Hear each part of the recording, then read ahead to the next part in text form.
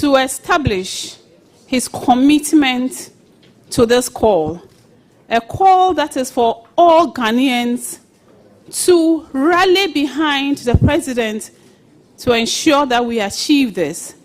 Through this, the Gamma project came on board, the Garrick project came on board, the Gasly project also came on board. All right, leader. I'm continuing. You're continuing.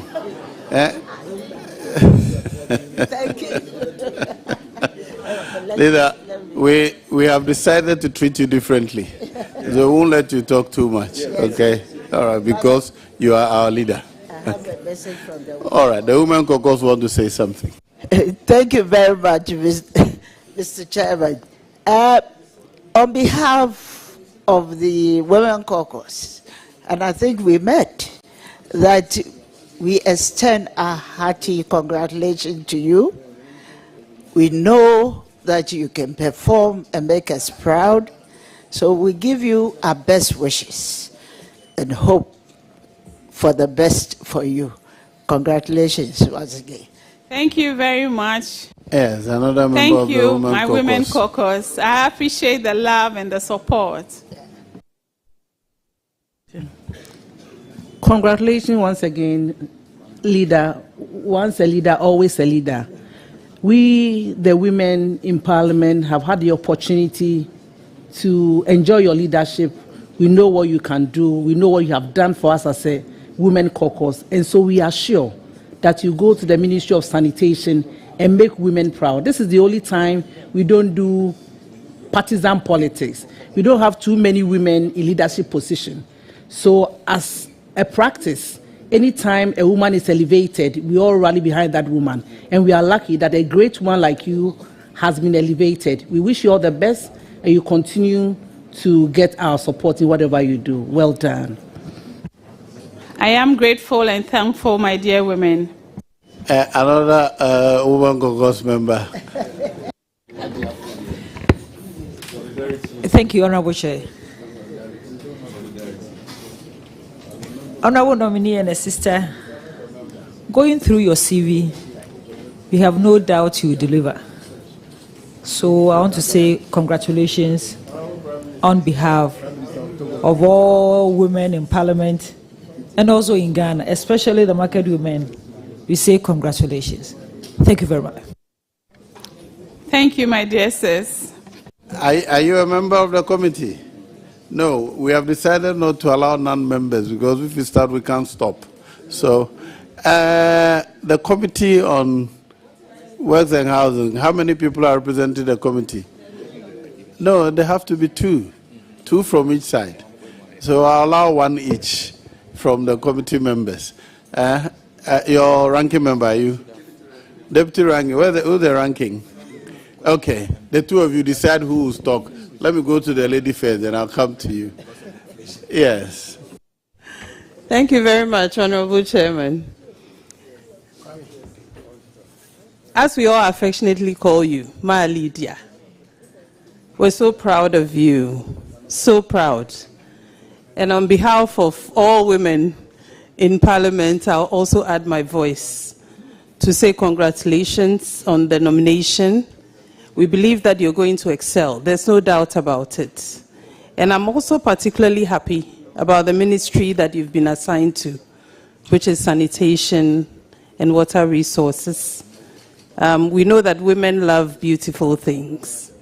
And even when you come to Ma Lydia's office, you can see that she is off to a very good start. So I believe that moving forward, we're going to see great things in your ministry. Thank you very much.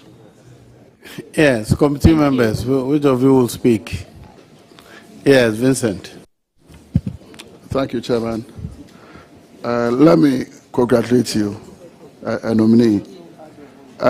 Just a simple question. Fortunately, you mentioned about the president's vision of making Accra the cleanest city in Africa on a scale of 1 to 10. How do you read the president's vision?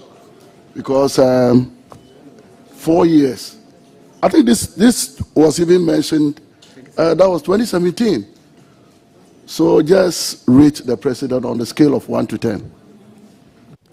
Thank you very much, Mr. Chairman. Mr. Chairman, I would say that it is not really about the president. It's about us. It's about Ghanaians, our attitude towards cleaning Accra. Provisions have been made, all the infrastructure investment have been made. What we have is attitudinal, the persons, to ensure that we keep our environment, our workplaces, the market, wherever we find ourselves, to ensure that we all join in this noble call to achieve the purpose or the target that the president has set, not only from himself, but from us all. Thank you. So, leader, since the president announced that vision, where will you place us? Are we 4/10, 5/10, or 6/10? Have we improved or we have declined? Mr. Chairman, it is a process. It is not an event. And we are going through the process in achieving the president's vision. Thank you. Now I'll come to leadership. Chairman. Oh, Chairman. Treat our leaders differently. It's not like any regular one, please.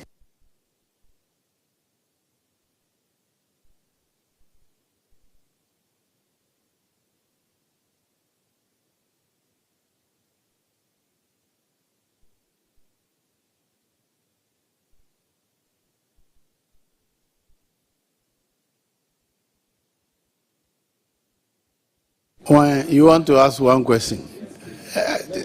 Yes, go ask one question. Thank you, Mr. Chairman. Leader indicated that she comes from Mpaha, and Mpaha is within the Savannah region. And somewhere 2016, the NDC government, led by John Dramani Mahama, got a loan to do the Damango water project. President Akufo-Addo and the MPP came in and stopped the project at a point.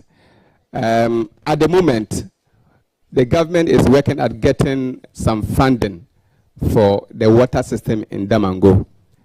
President Akufo-Addo in 2019 went custard and assured the people they were going to have the water. It didn't materialize. We are in 2024. Leader, you are a daughter of the region. I just want you to give some assurance to the people of Savannah region that I want to get that from leader. Yes, I want to get that from leader so that when she comes to the Jakwa Palace, the people will be happy to receive you there as their daughter. Thank you very much, Chair. The water issue in Damango, it is very high priority on my table, together with the managing director, who happened to also be a son of the region. This doesn't mean that our focus will just be on the region. Let me assure you and the region that we'll do all that it takes to ensure that the project that has started is completed timeously. As we speak, high-yielding borehole is being constructed to hold the fault whilst the main projects come on board. Thank you very much.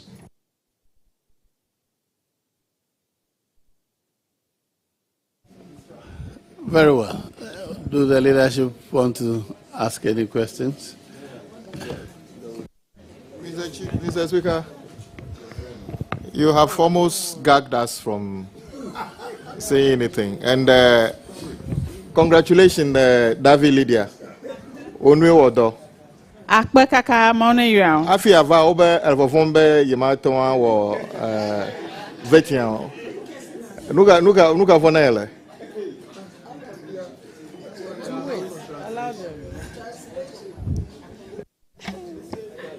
Vovomalamokrao, Manyaba, with your support and all of you here, Madowaga or Jemiaka Tamiang, I will do it to the best of my ability and to the appreciation of all of us. I'm grateful.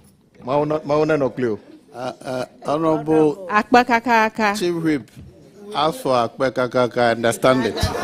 But the rest you have to assist the translation with the Hansa department and the record people, okay? I thought all the staff of Parliament are multilingual. So, no, I just congratulated her and said that I was told she's scared of the vetting, but she appears to be even trying to speak more than those who were not scared. So I was wondering what was going on better. And I just wished her well in her new role. You know, my very first case I did at Assizes, a murder case, the man was acquitted. And when he was leaving, the judge asked her, wouldn't you tell the lawyer, Akbekakaka? So I asked the judge, what's the meaning? I asked him to thank you very much. So as for Akbekakaka, I understand it, right? Yes, leader. Mr. Chairman, thank you very much. Chairman, I'm aware of the long-standing convention that leaders, both sides, must be treated differently anytime they appear before the appointment committee. And I can agree that this has been the case ever since I've had opportunity to be here. But regardless, it's important for me to clear some few questions, very few questions. Mr. Chairman, first, I want to find out from our colleague, the immediate past first deputy whip of the majority, whether she has any regrets based on what happened at Laesi.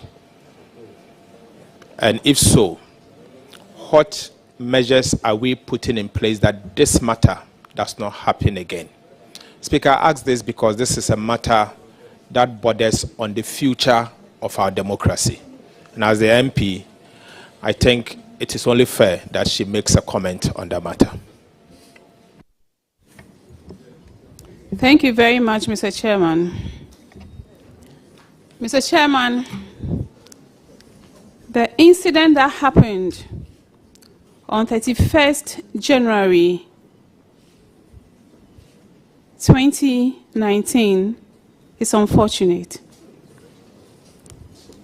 Mr. Chairman, as a candidate whose focus was to win an election and support the voiceless, the underprivileged, and support my constituency, my intention of doing that was not to win through violence. As you are aware, I was nowhere near where the incident occurred. We all remember how I was received the first day I stepped foot into Parliament. A woman who was in pain, a woman who was grieving.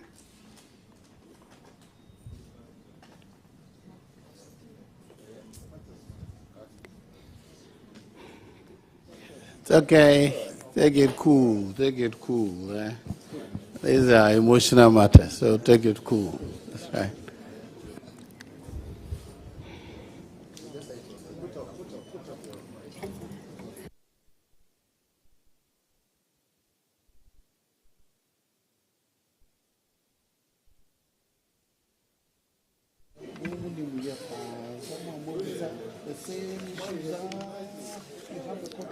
I am glad there's an opportunity to bring a closure to this matter. And I would like to clear it off my chest. As you all are aware, I was nowhere near when the incident occurred.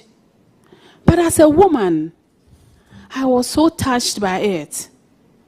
And I pray what happened on that day should never ever happen to any person trying to represent his or her people.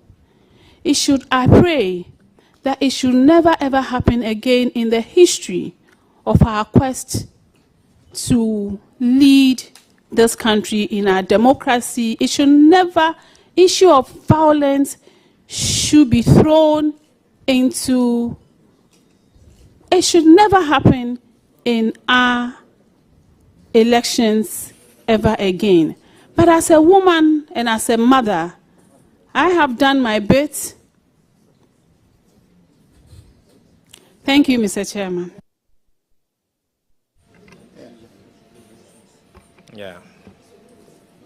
Mr. Chairman, thank you very much once again. Mr. Chairman, I will ask another soft question. Soft question. Mr. Chairman,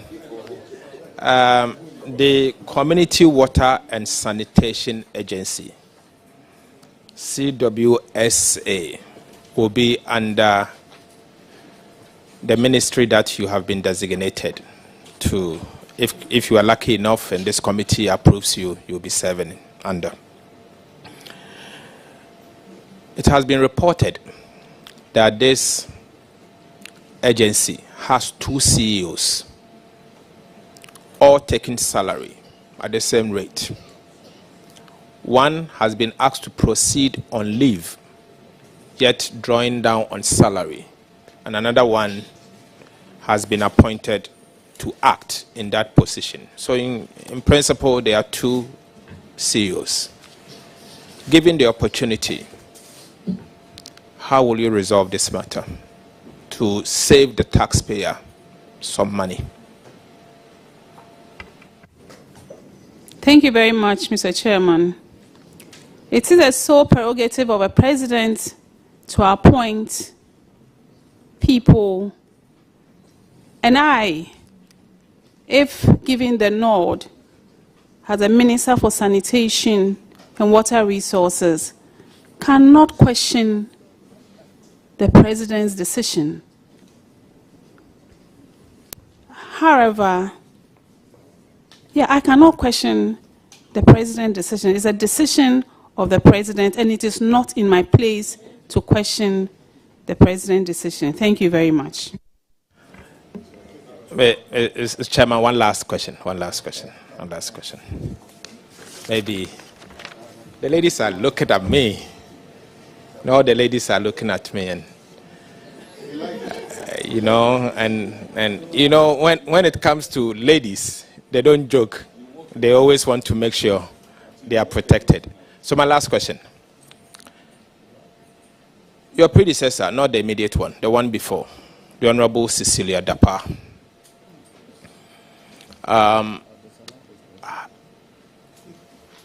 has been in the news for some reasons. And it's not new to me. I won't be the one to say it, but you know he's been in the news. You are going to the same ministry. I want to encourage you to be careful. As a colleague, so that going forward, you will also not be in the news. So, Speaker, I rest my case. That's a comment. It's not a question. I hope you'll be in the news for your work in the ministry, ensuring that the household toilet facilities government is implementing reaches many, many Ghanaians. I want you to be in the news for that. I want you to be in the news for sanitation, that the things that we are preaching against, we're able to sustain the preaching and help change attitudes. I want you to be in the news for the Honorable Member for Chanapaga. Is it Chanapaga? Solar to Nakalba, that the water is complaining about has been provided.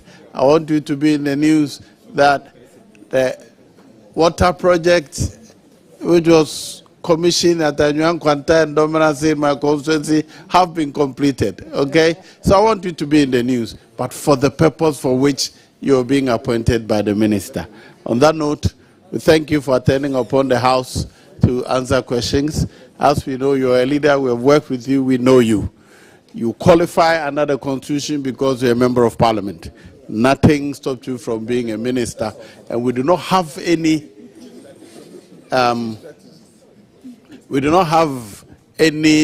report about any scandalous matter about you. So we be assured that your colleagues will certainly recommend you to the House to be approved. Thank you. Your discharge. Unfortunately, I do not know the beautiful people behind you, so I cannot acknowledge them. But we thank all of you for coming. Dogbeo, Mamao, we thank all of you for coming to support the nominee. Thank you very much. Lydia, the leader, you're discharged. Thank you all so very much. I am grateful. I am thankful. Thank you. May our good Lord continue to bless us all. Thank you. The mother is here. And then who else? They have already. But what about the mother? Said she would like Mama Mary Mensa, the mother, we thank you for coming. We thank all of you, the sisters, for coming to support her. Thank you.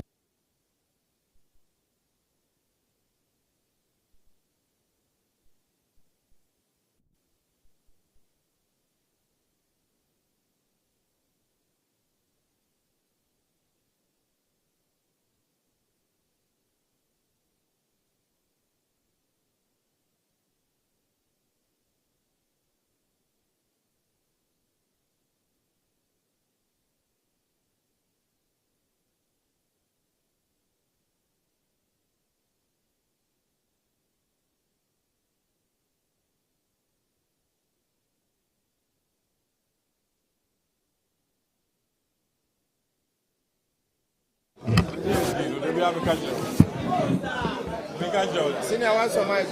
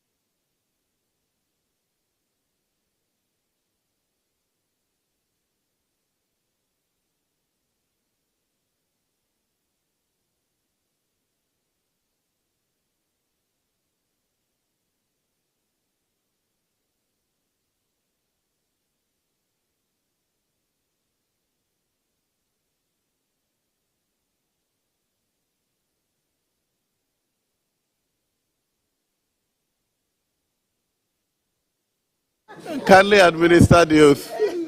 Kindly administer the oath to the nominee.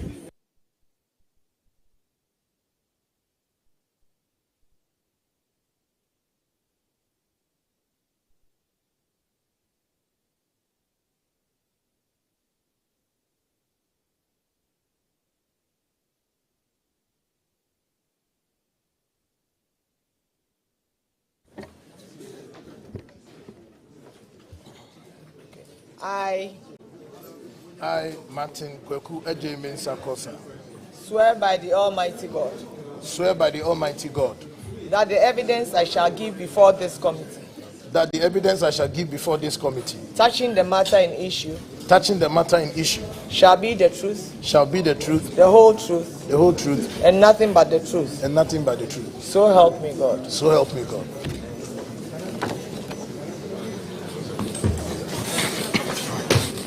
Honorable Martin Ejemen Sakosa, on behalf of the committee, I congratulate you on your elevation from Deputy Minister to the Minister. You appeared before this committee some 3.5 years ago, or is it up to that? Yes, Mr. Chairman. All right. No, it's a little over 3. It was June 2021. Yes, please. Okay, so a little less than 3 years ago. You placed your CV before us. We asked you all the relevant questions then. Is there anything new the committee must know about you, which was not covered in the last one? Mr. Chairman, nothing new except my age. Just kidding. We will add 2.5 years to the age as was advertised in the previous one. Have you added any more children since? One more. So you actually have more to declare. Did you add another wife? No, please. Very well. No. Colleagues, the Honourable Member for Techiman South and current Deputy Minister for Local Governance, but also the nominee for Minister for Local Governance. The floor is open for members to ask questions. Yes, Techiman North. Thank you very much, Honorable Chair. I was put on notice to declare relationship, which I will gladly do, that Honorable Martin J. Mensah Kosa is carrying an J. Mensah that belongs to my father. That notwithstanding, I'll do my work properly. Congratulations, Honorable J. Mensah Kosa. Thank you. Mr. Chairman, in times like this, how one wishes he was the leader of the House and belongs to the Women Caucus.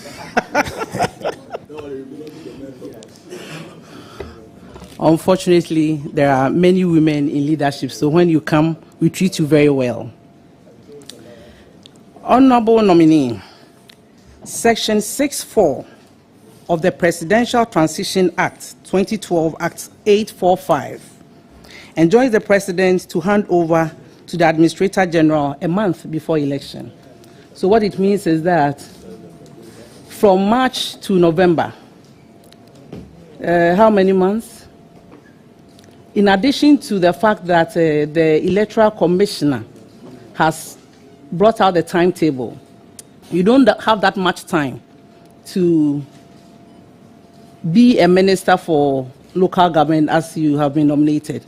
Within this short time, what do you think you can do to leave a mark at the Ministry of Local Government?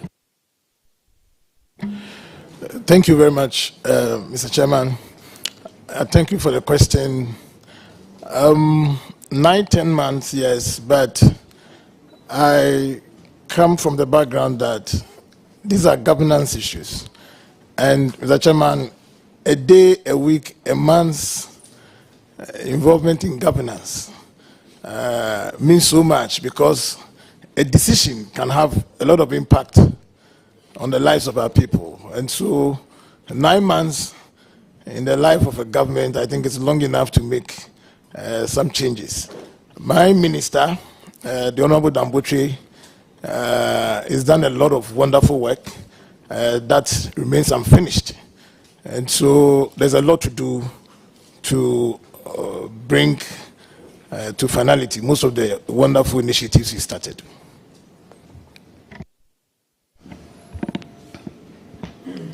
We have a lot of issues with floods and droughts. When it rains, we have challenges. When there is dry season, we have challenges. If you are given the nod as the local government minister, what measures will you put in place, especially in terms of disaster preparedness in the local government, to ensure that these matters are mitigated when they happen? Thank you, Mr. Chairman. Mr. Chairman, I agree with the honorable member. Issues of flood are a serious one, especially Greater Accra, which becomes the hardest hit many times in our history when flooding occurs. Currently, under the ministry, the honorable minister did a lot of work under the Garrett project. It's a collaboration between Ghana and the World Bank to tackle flooding. So some 17 municipal and metropolitan authorities have benefited from that program. And a lot of work was done last year. So the flooding situation was very managed. And I think that that work is going to be built upon. It's a program that is running for about 5 years. And so we are going to continue it. We are engaging with the stakeholders within these assemblies. Part of it is also going to be what I would say we should identify around the country. Everywhere there is flooding should be a flashpoint for us. And there should be particular attention paid to it and prepare before even rain starts. What is being done should also include a look at the human factor. I mean, last year I had the opportunity to be around the Greater Accra one, and you see that where you have huge storms or drains, just at the buffer where people must give way, that is where structures have been put, and that impedes free flow of water and its attendant effects when the flooding occurs. And so we look at desilting gutters, dredging, and then also the human factor to make sure that people stay clearly off the waterways for water to be able to move freely when rains occur. Thank you. Now I take you to December 7th, 2020. Before the Electoral Commission announced that you had won the election, something very sad happened. People lost their lives. Others got injured. What have you done about it? And what assurance can you give to the people of Techiman? I'm sure everybody is listening, waiting for this question. What assurance can you give them that this will not happen again? Thank you very much. Thank you very much, Mr. Chairman. I believe it was December 8th, and it was after the announcement of the results. Mr. Chairman, what I think we should, or I would say, is that it was a very regrettable and sad event.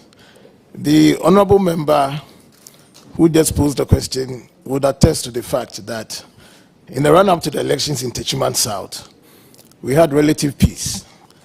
There was cordiality, and for the first time, the parties came together, worked together, prosecuted the campaign devoid of violence, tensions. Little did we know that on the 8th of December, after the declaration of results, we're going to have what we had. As politicians, we are in elections to win, but human life can never be a substitute for winning an election, especially so when it was about my victory or an election that I was involved. A lot of lessons have been learned. I think that we have come together even much more than before that incident. I relate very well with the family, and we have helped them to get back on life. But I think that it does not end there. That was an election where there was an election security task force headed by the police commander. I believe in learning lessons and making sure this does not happen again. They ought to have given us some report. Mr. Chairman, I'm aware that the Honorable Ambrose Derry, who was then Minister for Interior, traveled to Techiman and assured us that there was some work ongoing. And later on, we were made to understand that the matter had been sent to court. And so we were waiting to see what they do until that happens. I think that somehow it has to be brought to a finality. But what I can say before this committee is it was regrettable, very sad, especially so when one of those who lost their lives is my nephew, who got hit by a bullet. And so my word is that very regrettable. It should not happen under any circumstance, and I don't expect it to happen because of the lessons we've learned going forward. Chair, on that assurance, I don't have any further questions for you. Very well. Nominee, congratulations. Just intervention, I'll come in, but she specifically asked your specific role, the specific role you played, especially after the aftermath, the things you've done to really show leadership in this area and bring people together. Personally, tell us the things you have personally done.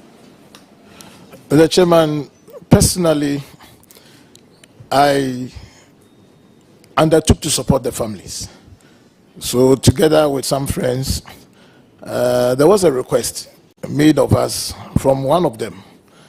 We extended it to both of them. A 5-bedroom house is being put up almost at near completion stages to support the families. The hospital bills were supported with, and we continue to support them because we have become family, more or less, after the event. I mean, I relate very well with them on a daily basis. I believe I recall my last vetting when one of them was in here to support me. So, Mr. Chairman, anything material we have done, but to also add that that cannot bring back the lives lost. So, for me, the lessons to be learned and the fact that we should guard against this are more paramount to me than the personal support that we've given to these families. Very well. Yes, really. Honorable nominee, congratulations on your elevation. My question relates to boundary disputes in some of our districts due to the demarcations that have been done. There are some disputes when it comes to some assemblies. And at the center of it is IGF. So it can get a bit nasty because when MMDCs know that controlling some markets will bring in some IGF, we can never tell how far they can go with it. So I just want to find out from you what you are going to do to address these boundary disputes. Thank you very much. I agree with the honourable member on his question. Some work was done, I believe, in 2020, just 2019, Mr. Chairman, just before the census. The steering committee of the Ghana Statistical Service set up a committee, a technical working committee, to look into these things and submit some report so they could commence their work. A report was submitted and some recommendations were made. There is some ongoing work to try and implement it. Amongst them is getting regional coordinating councils to intervene and address some of these issues, and also some sensitization of stakeholders, chiefs, MMDAs, and so on, and a general look at the documentation, the mapping of these areas. Is a wide range of recommendations, and I think that we need to implement them and strengthen the regional coordinating councils to going forward be an arbiter and deal with these things before they get out of hand. Mr. Chairman, that is also to add that even in some instances, some regional coordinating councils are themselves in dispute with other regions where they share boundaries. But nonetheless, we need to commit to deal with it, and we will do that.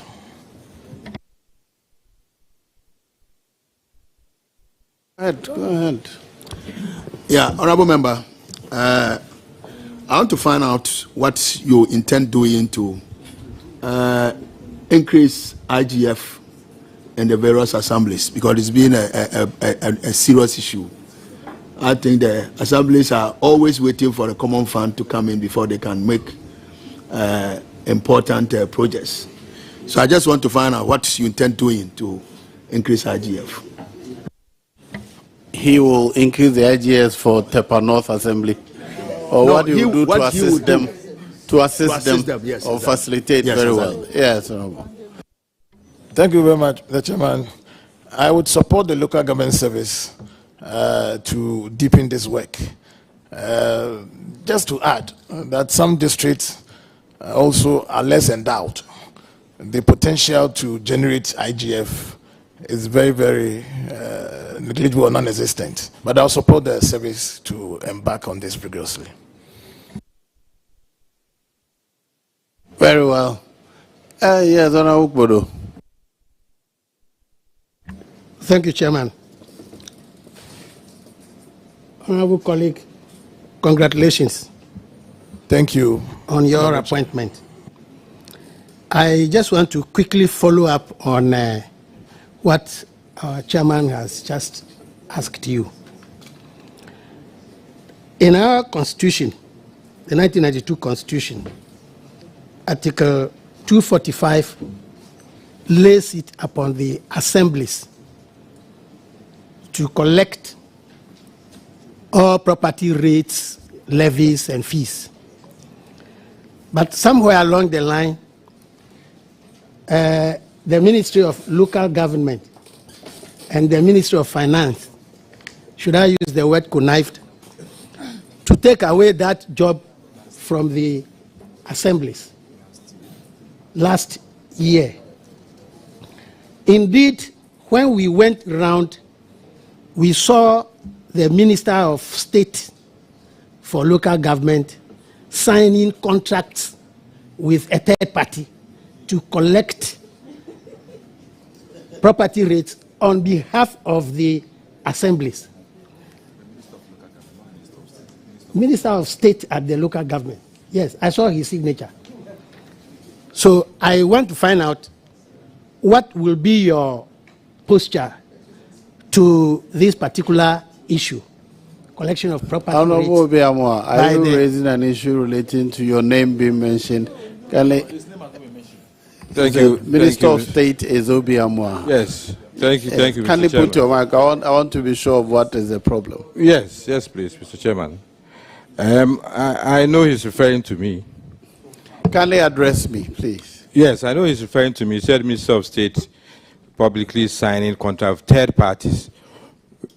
I don't know what he means by third parties, but if it's anything that we signed, it was memorandum of understanding between the districts and GRA, and we witnessed as ministry. That is all. So I don't know what he means by... Very well for the correction. Now you may proceed with your question. Mr. Chairman, Honorable Nilante, I'm regulating the proceedings. I haven't given you the floor. No, please. No, please. When he finishes, I'll give you the opportunity to ask your question. Yes, Honorable Podo, continue. Mr. Chairman, that's exactly what I'm saying, that the ministry, in collaboration with either GRA or Ministry of Finance, signed a contract with a third party called City Solutions to collect property rates and share between them and the assemblies. That's what I'm asking. What will he do about this? Is he going to do the same thing, or he will drop the idea of helping the assemblies to collect their property rate? Yes, Honorable Minister. Thank you very much, Honorable Chair. Yes, I agree with the Honorable Member. Government policy directed that an arrangement be done between the Ministry of Finance and, for that matter, GRA and a private company. Local government was not signatory to that agreement. Again, my understanding of that agreement was to add technology to enhance the collection. But as we speak now, Mr. Chairman, there is a reversion. Government has reverted to the assemblies per directive that the assembly should continue collecting it because there were challenges in the implementation and the contract has been cancelled. So the contract has been cancelled, but for now, the assemblies are back in control in collecting these property rates. Honorable, you're still a minister, the deputy minister of the ministry. What has been the success rate of the assemblies collecting their property rate as at now? Mr. Chairman, they had not been doing well, and it was not as efficient as it ought to be. Part of it was because of the state in which it was. So the idea of this contract, as I understand, was to add some efficiency, add technology, and then when the funds are collected, reverts back to the assemblies. But again, in that process, there have been some implementational challenges. And so it may be the finance or GRA who, in hold of that contract, can tell us exactly what they got wrong. But what I do know is, as we speak, it's been cancelled and that duty reverted back to the assemblies. Mr. Chairman, it's important that he responds to the question because what we heard was that they had withdrawn it. So nobody knows whether when he assumes full responsibility for the ministry, he will reintroduce it. That's the reason why he has to respond to that. Mr. Chairman, my second question is in relation to this Assembly's Common Fund.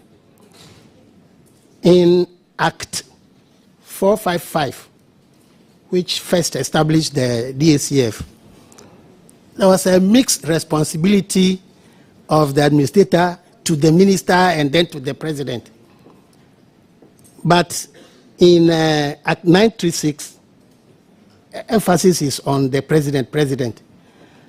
I want to find out what he understands by these provisions in the law, and how will he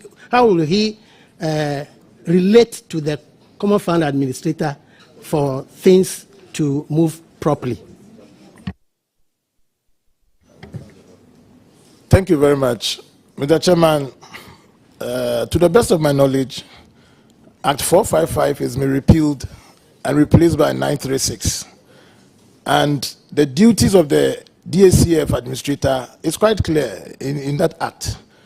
As a sector minister, I think that I'll work with everybody. I mean, once an agency under my ministry, if I'm giving the nod, I can assure the honorable member that I'll work with them in accordance with the law.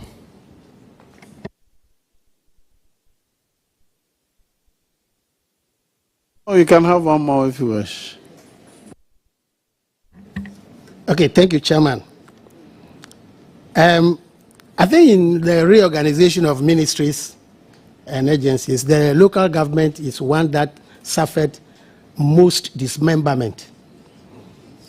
Oh yes, that is true. They took away sanitation, special initiatives ministry took away a lot of activities from the ministry. Sanitation has been taken away. Zongo development has been taken. So I want to find out what the minister will do to restore. What is the minister's job currently? Minister, I want to find out what will you be doing as Minister for Local Government? And what will you do to find some work for yourself?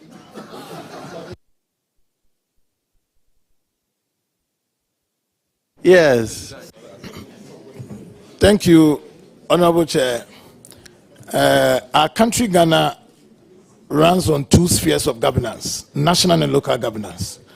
And the Honorable member would agree with me that local governance or local government is quite a huge responsibility to be presiding over 261 assemblies, about 16 regional coordinating councils, and other departments and agencies under the ministry.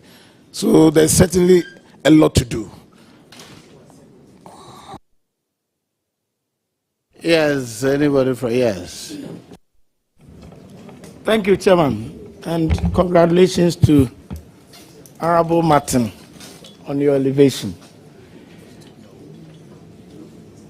One area that Act 936 encourages a mandate is that of bringing all the decentralized bodies under one umbrella.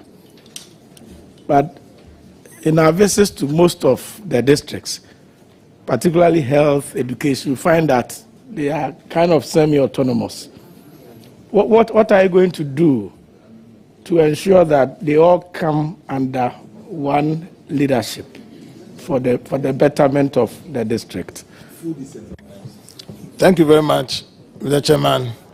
That is a crucial aspect of our national decentralization program. And currently, the IMCC Interministerial Coordinating Committee on Decentralization is engaged with that activity.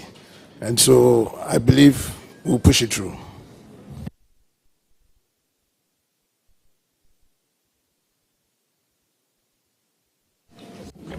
Mr. Chairman, thank you again. So, more on the progress we are making with the decentralization. You have been in that ministry. You were in the one that the regional reorganization, and so you are very familiar with that terrain. What challenges have you observed over time, and one or two solutions you propose once you assume the ministerial office? Thank you very much.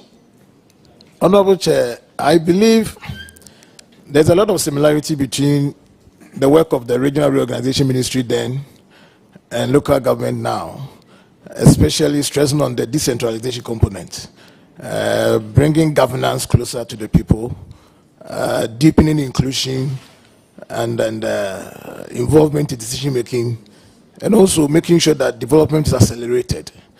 The biggest challenge that one encounters is funding. I mean, we have a very well-structured local governance system driving our decentralization program, but we need to back it with the needed resources to achieve what we have to do, be it infrastructure or service delivery. Mr. Chair, my last one. A lot of agitations, wishes, and so on from assembly members. They look at MPs and they say MPs have common fund. They also, what's your position on that? The assembly members and the fact that they crave for some allowance or some kind of compensation for the work they do. What's your take on that? Yes, Honorable. Thank you, Honorable Chair. I think the assemblies can support the work of assembly members at that level. And where the need comes is beyond their control, the national can come in and support. Yes, Nilante. Thank you very much, Honorable Chairman.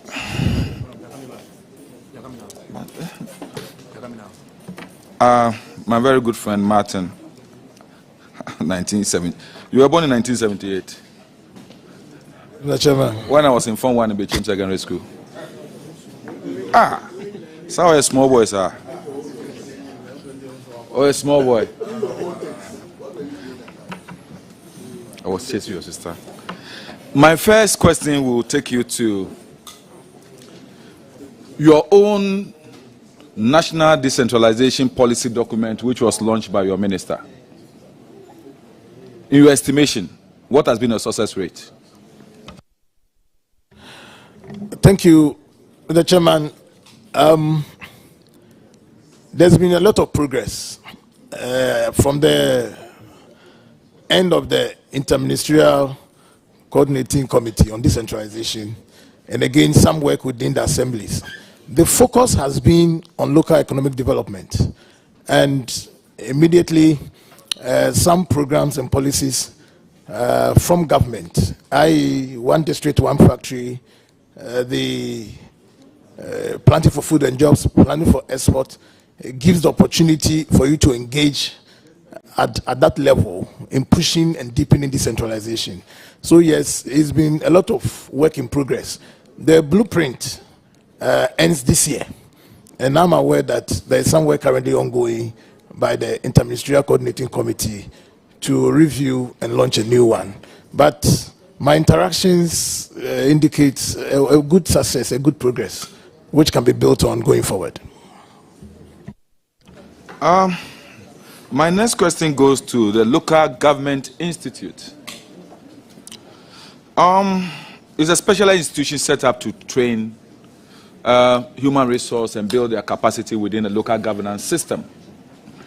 Through Parliament and Mr. Chairman, your Committee on Local Government and Rural Development, and through the District Assembly's Common Fund, a lot of money has gone into the provision of infrastructure in Tamale, Akumadan, Madina, to lift up the school to a level that is befitting the status of local governance in this country.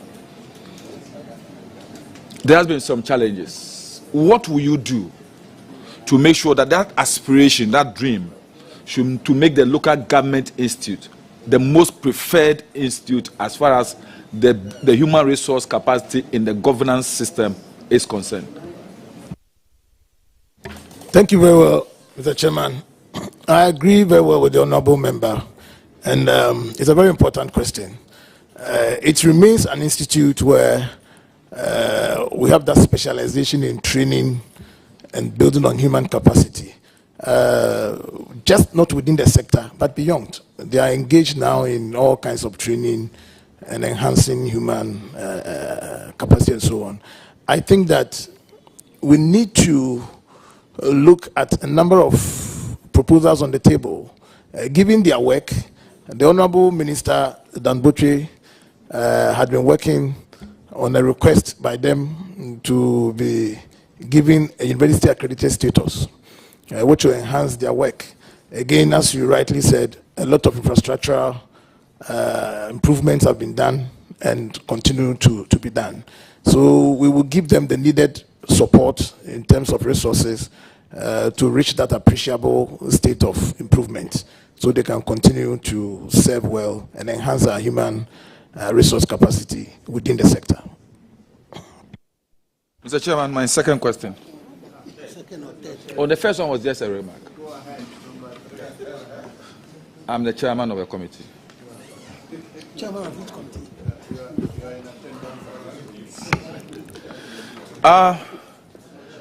Your agency, the Parks and Gardens, is one very important institution when it comes to the maintenance of the flora and fauna of our country. But they are under siege, especially the Parks and Gardens in Accra and Wa. Their lands are virtually being encroached upon, and I know they have complained. What will you do as a minister to forestall the situation whereby political apparatchiks are virtually taking over the lands of the Parks and Gardens? Thank you very much, Mr. Chairman. And I'd like to thank the Honorable for this very important question, because it's one very dear to my heart. As Deputy Minister who had oversight responsibility over the department, the Honorable Minister charged me at a point in time in work to do a country round trip.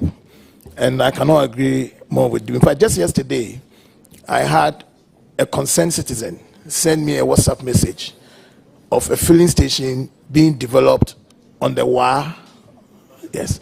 I think that public lands or state lands remain public lands.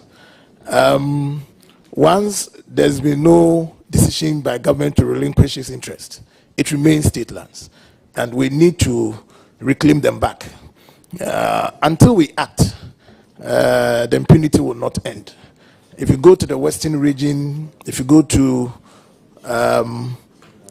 everywhere, Accra, it's just being taken as if there's no care or caution. So I think that we should immediately, if I'm giving a note, one of the things that I would want to focus on would be to reclaim back all these lands to the state. And going forward, do some proper documentation for them.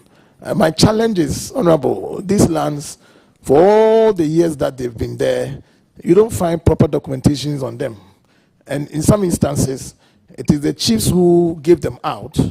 They are there. I mean, you can go to them and try to regularize, but we need to begin some work and make sure that we protect these lands. So I'm very much with you. It's dear to me, and if the committee gives me the notice, one of the activities that I'll focus on very much. Mr. Chairman, the other issue has to do with spatial planning. Almost all our cities are becoming like, let me say, it's amazing. It's amazing.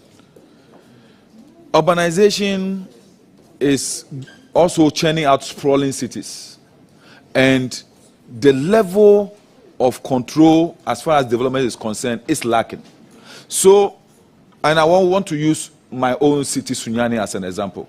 Sunyani, which used to have very beautiful demarcated lanes and things today, is almost gone. What will you do to ensure that the spatial planning policy of the district assemblies are adhered to stop the level of indiscipline in the development of our cities? Thank you very much, Mr. Chairman. Again, it's a very important question. It's one that mitigates against our push for urbanization. We virtually succeeded in creating slums within urban Ghana. And every effort to plan beautiful cities is being fought with this indiscipline. I think that we would have to resource the agency and be very strict with implementation. The haphazard siting of containers and other kiosks is a problem. Again, Honorable Chair, I want to tie that in with other sector agencies. You go to a place, a well-planned community, then you find an electric pole in the middle of a road. So right from inception, no proper planning was done. I think that we should elevate the place of spatial planners and then make sure that we resource their work and be firm and strict at implementation. That way, I believe we can get this off our way. I don't know, you have had four. Please, I'm bleeding. Please, I'm pleading me, before you came, we didn't have this challenge. I'm following up on this one. I'm following up on this one. Honorable nominee, the challenge you have at every district assembly is the mindset of the people you recruit. Do you give them any orientation about what is an urban settlement and why we create the lanes? Do they, your training school, what do they tell them about maintaining the discipline in land use? Honorable Chair, thank you very much. I believe it's simply an issue of indiscipline. People do know what to do, but all these things goes on. So I think that, Mr. Chair, now you have LUSPA under the ministry. And so when we say we want to commit to do it, we can. Once we are given the mandate, we'll do that. Honorable Minister, the challenge is that they don't see anything wrong with what they're doing. I've personally met a district or whatever plan officer with a tape demarcating the areas around a planned area. And I asked him, "You're coming to put chaos here too?" Then he was laughing. It's all over the place. And then when I leave, they say, "Oh, they're offering Krabana over instructions." Because they don't see anything wrong with that they're doing. They think that, in fact, what they said was that economic activity is low, and so they should allow this small thing. Why don't you put it in the remote area somewhere? But the only beautiful place, well-planned area, tarred areas, that's where they put them. And you can't see the beauty of the cities. The mindset of the people who employ is what we should look at. Niwa, I'll give you one more before you. Mr. Chairman, thank you very much. Ni, 1 second. But I think I want to follow up on what the round speaker has just said. More than the mindset of the people, the laws are there. We simply do not enforce the laws. You know, I've always said this 1 million times. Communities across advanced countries, people there are no more disciplined than us. You know why they follow the law? Because they hid them in their pockets. They hid them in their pocket. You know that when you do this, you will be fined and you will pay for it. Minister, you need to promise us that you will implement the laws in the book. That's all. That's how people become disciplined and law-abiding. Thank you very much, Honorable Chair. Again, as I said, LUSPA now has an act and some operational guidelines. I believe the rules of the laws are very clear. The assemblies are under local government service, staff under local government service, and we intend to enforce. If people who make the decisions in allowing these to go on answer to the law, I believe that that also gets checked. So within our purview, once we are empowered by this committee, I promise you we'll do our best to make sure that there's some leadership, there's some sanity at the level of those at the helm of affairs, and that should translate. Because if you don't allow it, there's no way it's going to happen. Yeah, Mr. Chairman, thank you for the opportunity to have one more chance. Mr. Nominee, I'm going to take you to a very vexatious issue. There has been this advocacy from people that if we cannot have election of MMDCs now, at least within ourselves, there must be a policy direction or the sort of desire that we reduce the patronage and look at the quality and the qualification and the competence of people who become MMDCs.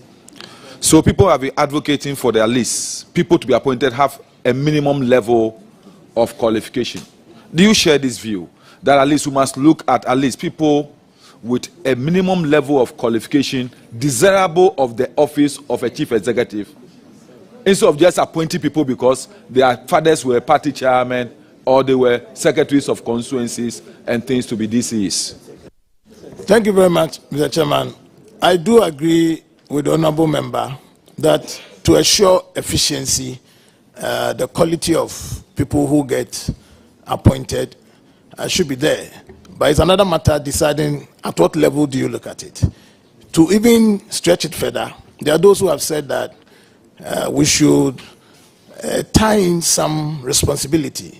People should sign some performance contract to say, at the end of the day, in a year, how much revenue are you bringing? How many jobs are you creating? How many tons of waste have you collected? There should be some real impact on delivery.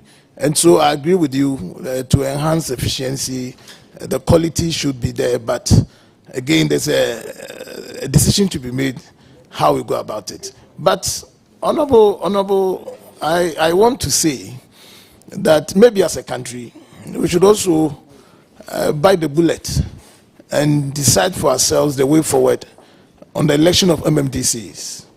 I believe that in principle, we all agree to an election. The challenge has been whether or not having consensus on partisan lines.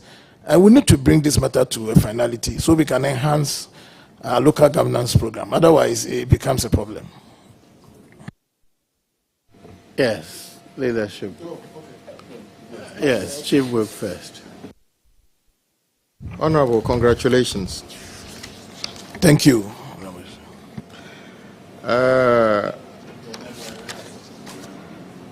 Page 2 of your CV. It has become a trend for nominees.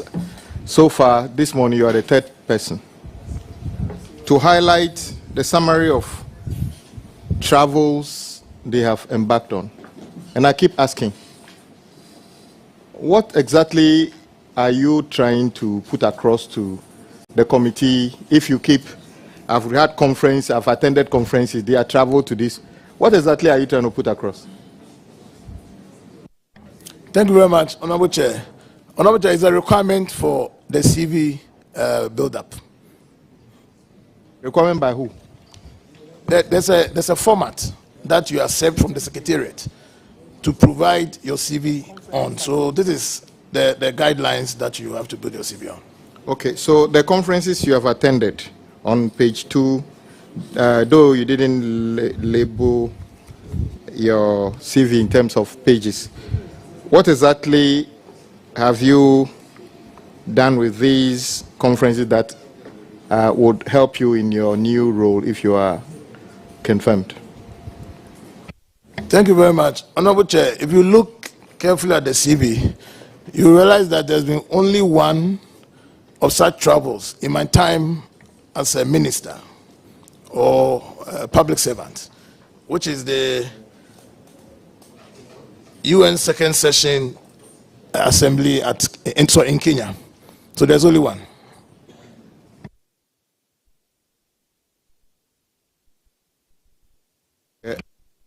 Honorable, on page 3 of your CV, you membership of boards and committees. You said till date you are the chairman of CBEG Ghana Limited, chairman of Dura TPL Ghana Limited, Youth Employment Agency. So you are on 3 boards, at least by this.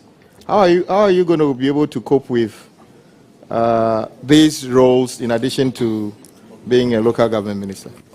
Honorable Chair, these are activities that are off your work schedules.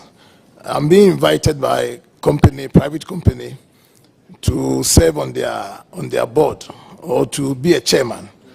And I sought the leave of Parliament. Mr. Speaker has granted it. So I do it out of my work schedules, my work periods. Thank you, Honorable.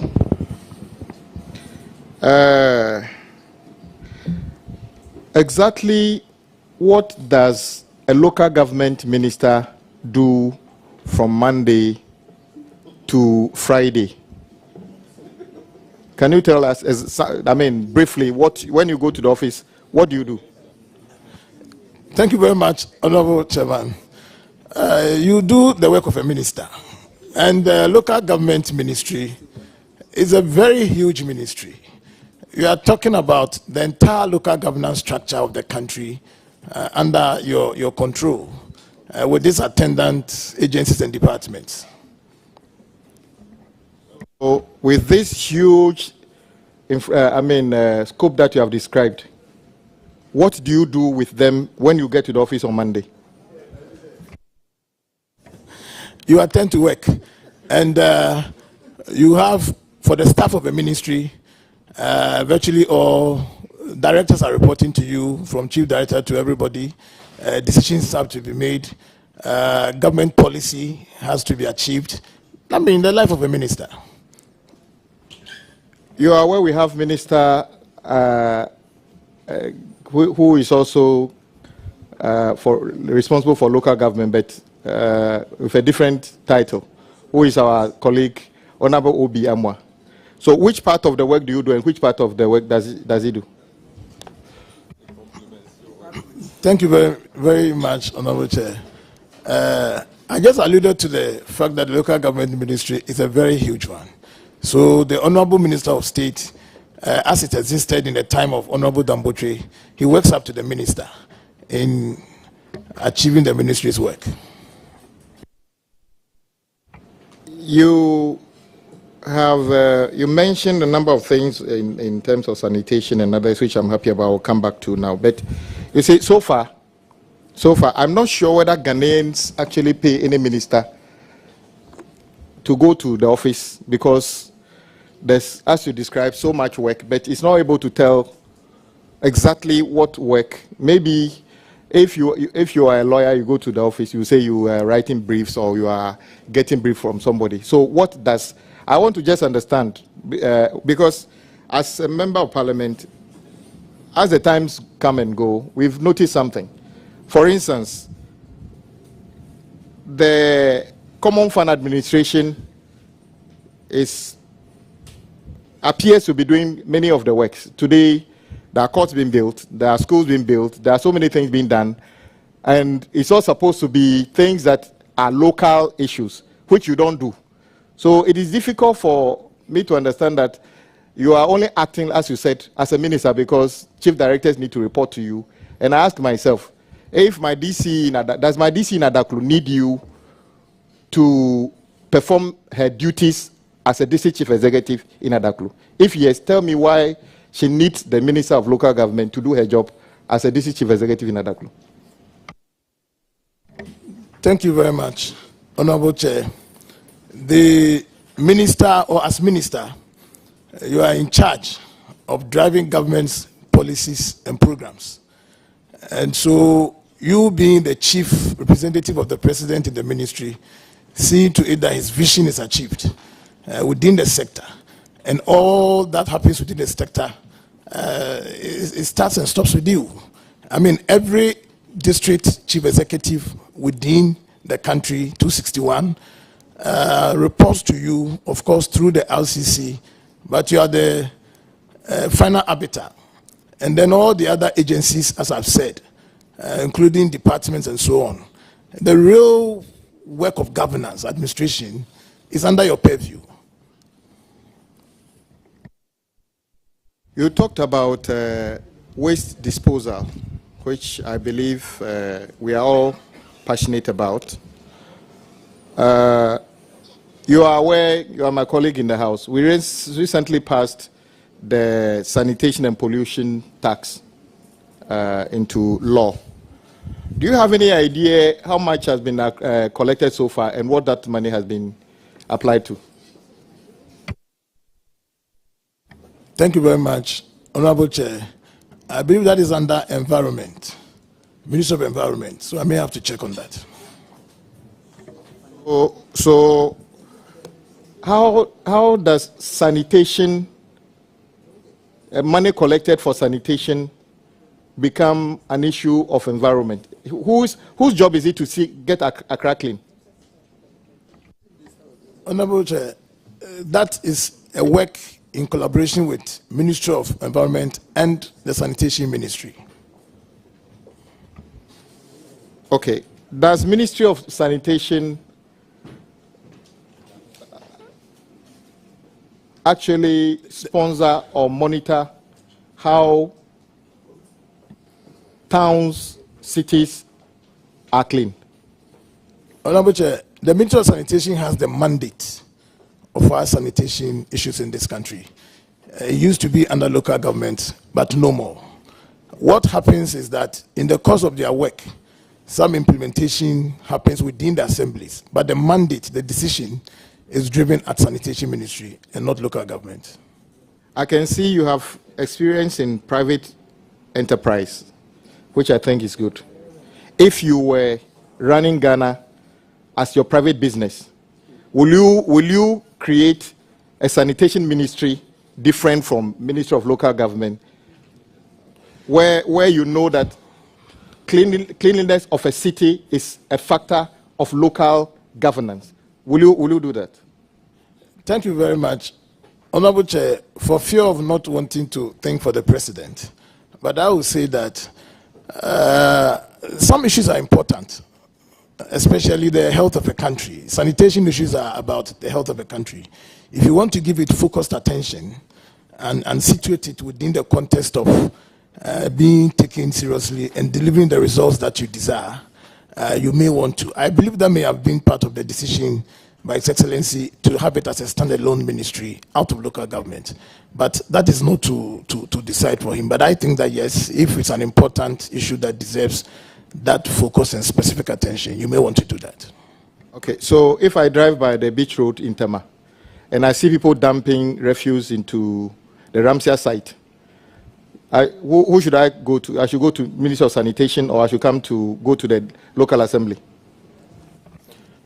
Honorable Chair, local assembly, because I did say that sanitation has the mandate, but of course they implement their programs through the local authorities, which is the assembly.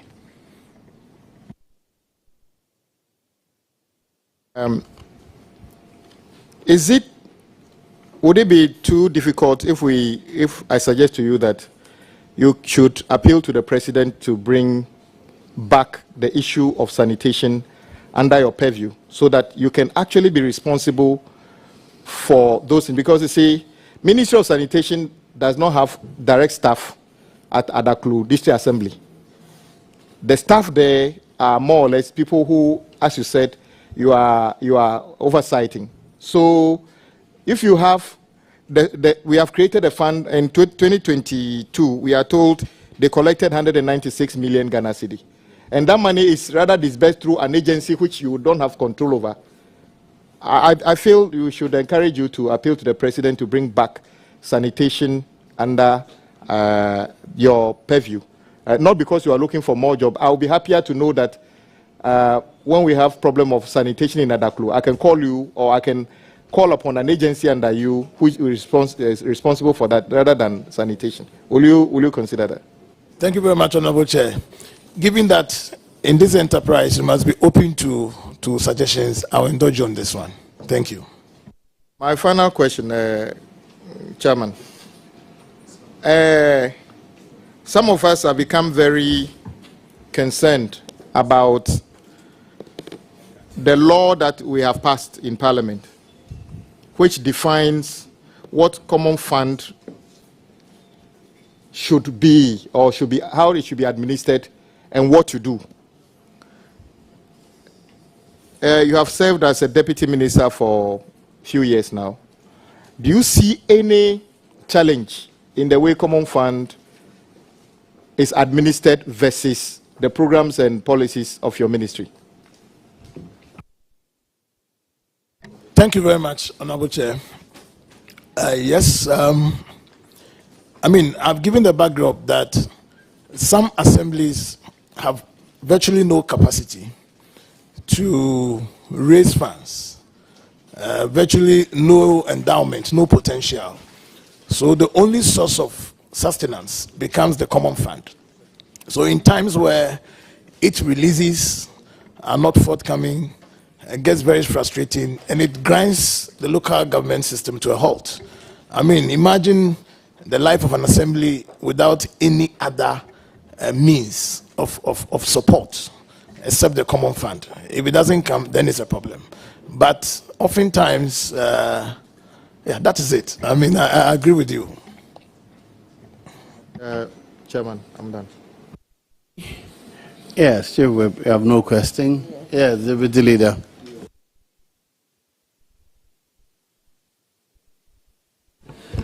Congratulations, Nominee. Thank you. I see on your CV you were From April 2017 to 2021, you were the Deputy Minister of Regional Reorganization and Development. So you were part of the team working with the minister that supervised the creation of new regions. Yes, Honorable. Is that correct? Yes, sir. That was a very intense exercise under the Constitution, Article 5(2). Now, it was a very important exercise. One of the focus of that exercise was to ensure that we deepen our democracy and ensure rapid development. We also made some promises to some of these new regions. As we speak today, a lot of these new regions, and I'll use the Western North, for example, the hopes and aspirations of these new regions that were created, rapid development, making sure roads were done, making sure water, electricity. Some of them felt that we probably could have left it the way we were. And so we are where we are in terms of the rapid development of these regions. More importantly, the mandate of your ministry is to ensure good governance and balanced development of MMDCs. Minister, you know that there is real uneven development across districts as well. So how will you address the current disparity between these regions and MMDAs and ensure equitable development across the country within this your short period of time? Thank you very much, Honorable Chair. Except to disagree with my senior brother that we haven't achieved much in terms of development. We have. At the last count, there are about 121 individual projects spread across these regions. Honorable Chair, as we speak, in each of the regional capitals, or for each of the regions, the newly created regions, you have a regional coordinating council. You have all the decentralized agencies of state at the national level, decentralized with offices.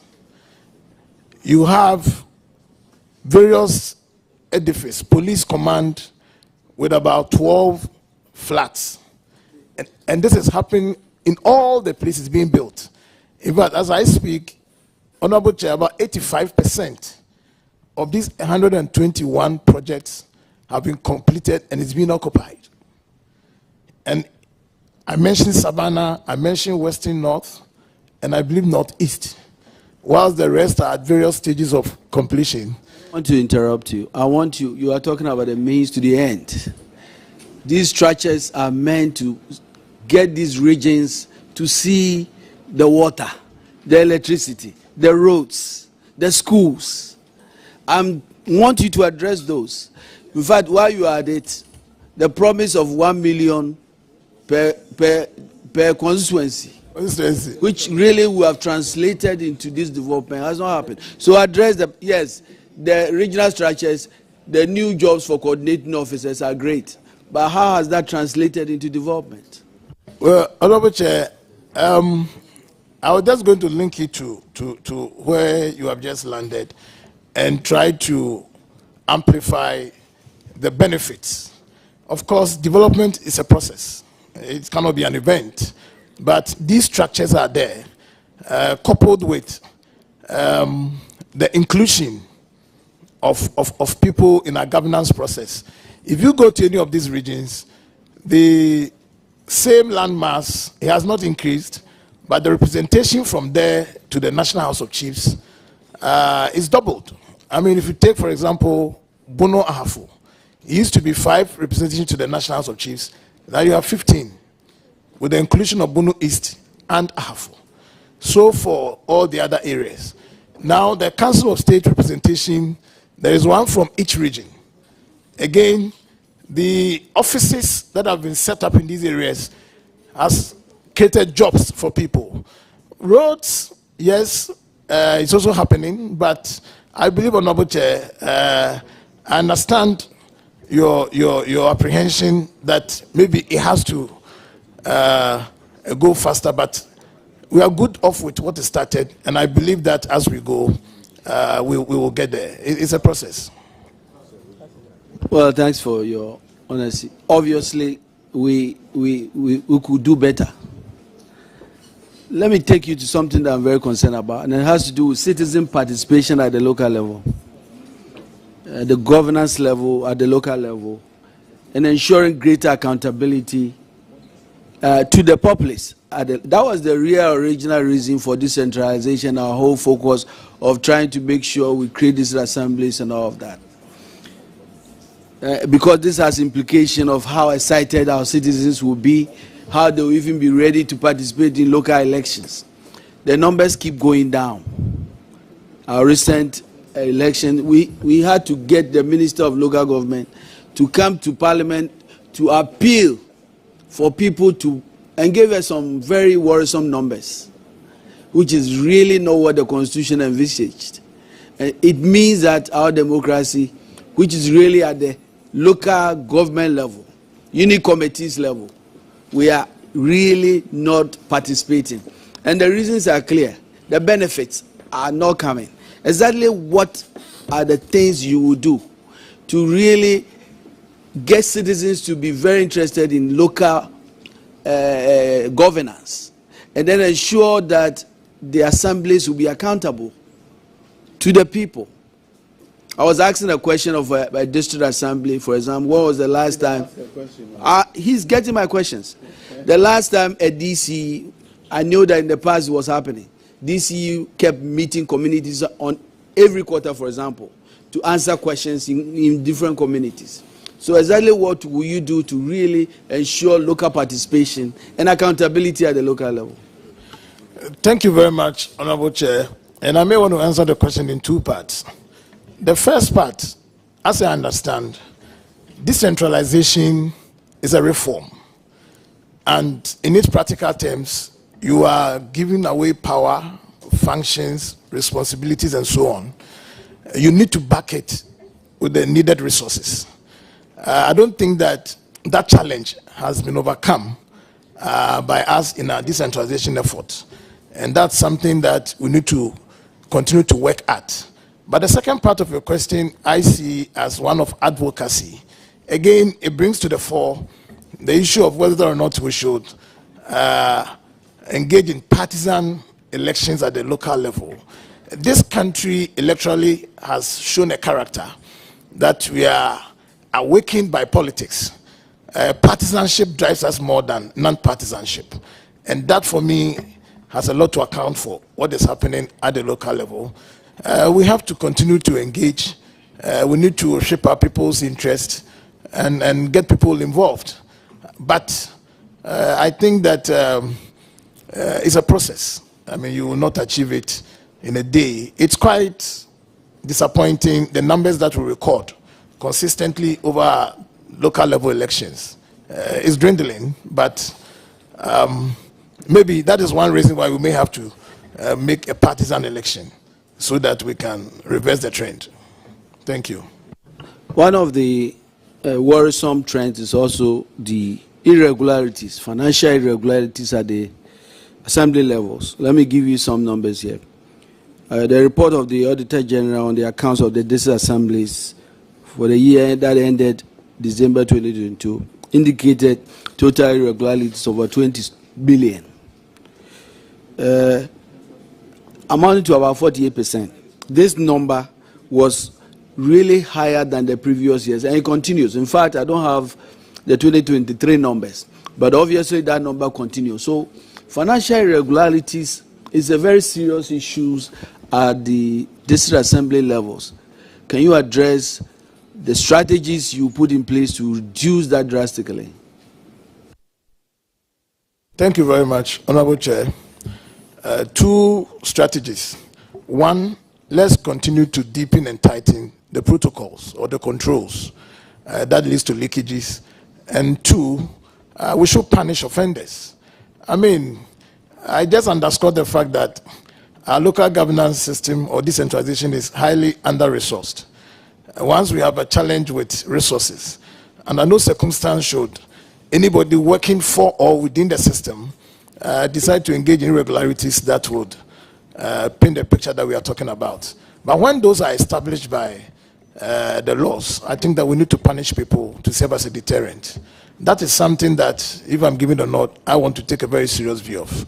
And I know circumstances should meager resources be turned with by people in service of this country. A lot of the promises by this government had a focus on the district assemblies. One district, one factory. One district, one dam. One district, $1 million.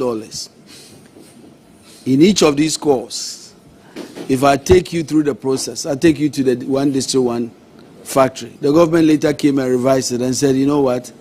It has nothing to do with the district. If it is viable, we'll go there. But the viability is not there. As we speak, we spend over 10 billion. It says we've created 157 jobs. So many of the districts, including my district, Elemble district, never saw your one district, one factory. The one district, one dam, I won't talk about it. You probably would tell us. One district, $1 million was later revised. I don't know what was done. Will you revise, will you revisit these government policies that excited so many people at the district level to really make sure that these promises are kept? Thank you very much, Honorable Chair. Just a clarity. I think the one district, one village, one dam was relative to northern Ghana, not across the country. Oftentimes, people have sought to lump it together as though it was the whole country. No. If you talk about the one district, one factory, I'm happy to report that the figures show a lot of progress over not every district, but I think over 120, 30, I stand to be corrected, are operating now, whilst others are at different stages of construction. So there's a lot of plus there. The one, no, Planting for Food and Jobs, we ended the first phase in chapter 1 of the Akufo-Addo administration.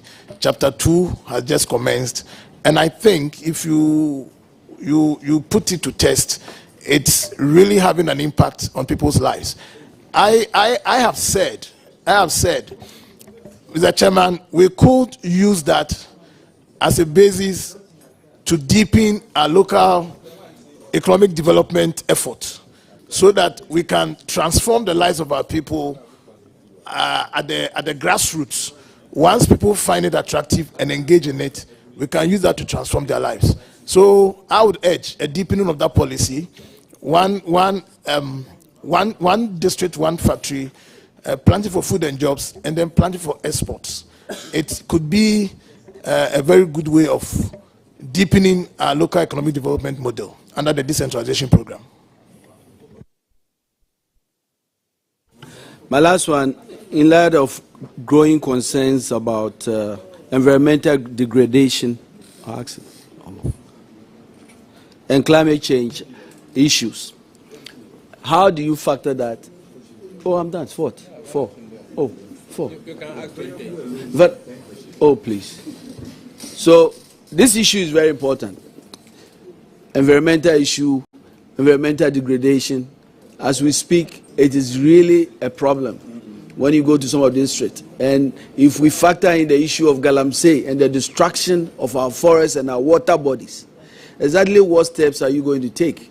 And often, and I'm not going to go there, you know that, and the reports are clear in the public domain, where even officials, and in fact DCs, have been complicit in some of these activities. Exactly what steps are you going to take to address issues that are raised, especially environmental degradation and our water body challenges?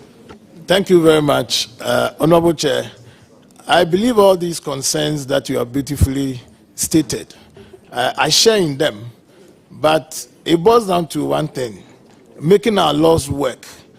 Honorable Chair, I hold the view that if just a 40% of our laws in this country are made to work, we'll be better off.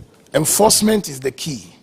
And if I'm given a nod by this committee, per the laws, I believe that enforcement will be key to make sure that we don't keep on with this current trend. Thank you. Yes. Deputy Chair. Thank you, Honorable Chair. Congratulations. Thank you very much, Madam. My able cousin or in-law, both. Honorable Minister Designate, I'd like to know from you that the last time that we had report from the local government committee, there was a mention of 1,000 motorbikes that have been supplied to assembly members. My honorable colleague here is asking about citizen participation. I'd like to know how the provision of the 1,000 motorbikes have enhanced the work of the assembly members in the last term, and I would also like to know that do you have any intention of giving new motorbikes to the new assembly members that are now in office? Thank you. Thank you very much, the Honorable Mama Pat. Yes, I believe that as policy, some 9,600 assembly members, so to speak, elected and appointed, are eligible to receive motorbikes. And that is against the principle of enhancing their work in deepening rural participation by way of engaging with their base. And so that comes as one of the solutions to resourcing them to do their work. There's been mention of extra support for them. I think that we cannot decouple that from what is going on. What I think we should be looking at is, should an assemblyman be paid? Some assembly members are already government workers. Again, they don't work full-time at the assemblies, but their work must go on. Giving motorbikes is one support, one way. But if monetary terms comes in, then maybe we should look at how to, within a certain fund, enhance assembly members' work so that it goes beyond saying, I'm going to pay you because you don't have them as full-time employees. And some of them are already even on government payroll as government workers. But if there is a fund, then they are resourced, and just below them, there are other unit committee, other members. So there should be an arrangement to deal with supporting the base to really enhance our decentralization process. That's my view, but it's open to discussion. Thank you very much. My next question is on the conflict between the MPs and MMDCs. Honorable Minister Designate, what is your view on the proposed election of MMDCs? Because it's been the perception of people out there that once we elect them, it's going to bring down some of these conflicts, and we'll have a very smooth local governance system. Thank you. Thank you very much, Honorable Chair. I first of all would say that the issue of conflict between members of parliament and assembly members, MMDCs, is a worrying one. I mean, in our normal lives, there is bound to be conflict. But where the conflict becomes deliberate or orchestrated for partisan reasons, then it becomes a problem. If an assembly member decides to, if an MMDC decides to frustrate an MP in accessing their common fund or so on and so forth, I don't think that the punishment goes to the MP. It's rather the members of the community who must benefit from the MP's common fund who get denied what they are due. And so I personally take a very serious view of deliberately frustrating MPs with regards to their common fund and other relationships. But in the long term or going forward, I think that I share the view with having to elect MMDCs all the world over. I think with the exception of Pakistan, Malaysia, Ghana, and some parts of Canada, are the only places where we don't elect MMDCs, and more so on partisan lines.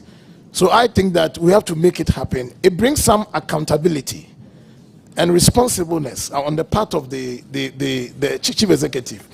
And so I'm for it. I think that it's not a good thing, especially as we get into an election cycle. This situation could worsen because of partisan interest. And so before then, we have to manage the situation. And we'll do so that people do not suffer unduly because either the MP or the MMDC decides to act in a way that brings conflict and that they are not able to benefit from the work of the MP. Thank you. And this is my final question to you. I'm going to be a bit personal on my regional basis. I want to find out from you the status of the ongoing redevelopment of the commercial market phase 2 and the Crofrom market, and then maybe add on to Takrady market cycle project. Thank you. Thank you very much. Honorable Chair, I'll use the Kumasi one to answer for all. I believe it's an issue about funding. My understanding is that government went in for private funds to carry out this project.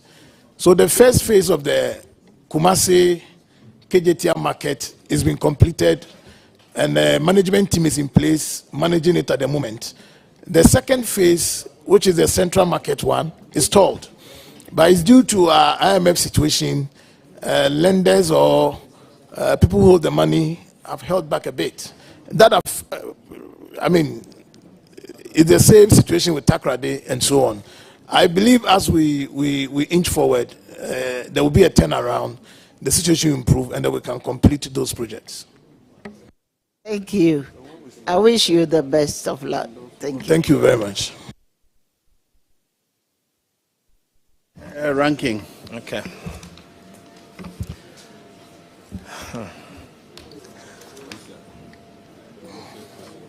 Honorable Martin Kweku Eje Mensa Kosa. Brato.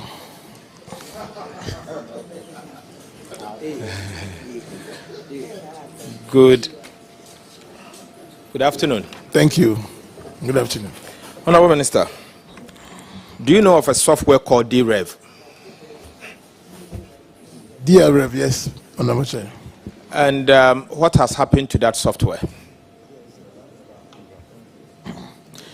It's supposed to be a GIZ program. Mm-hmm.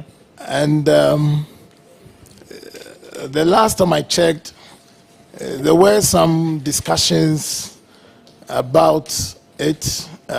We've had to agree to disagree on some management aspects of it.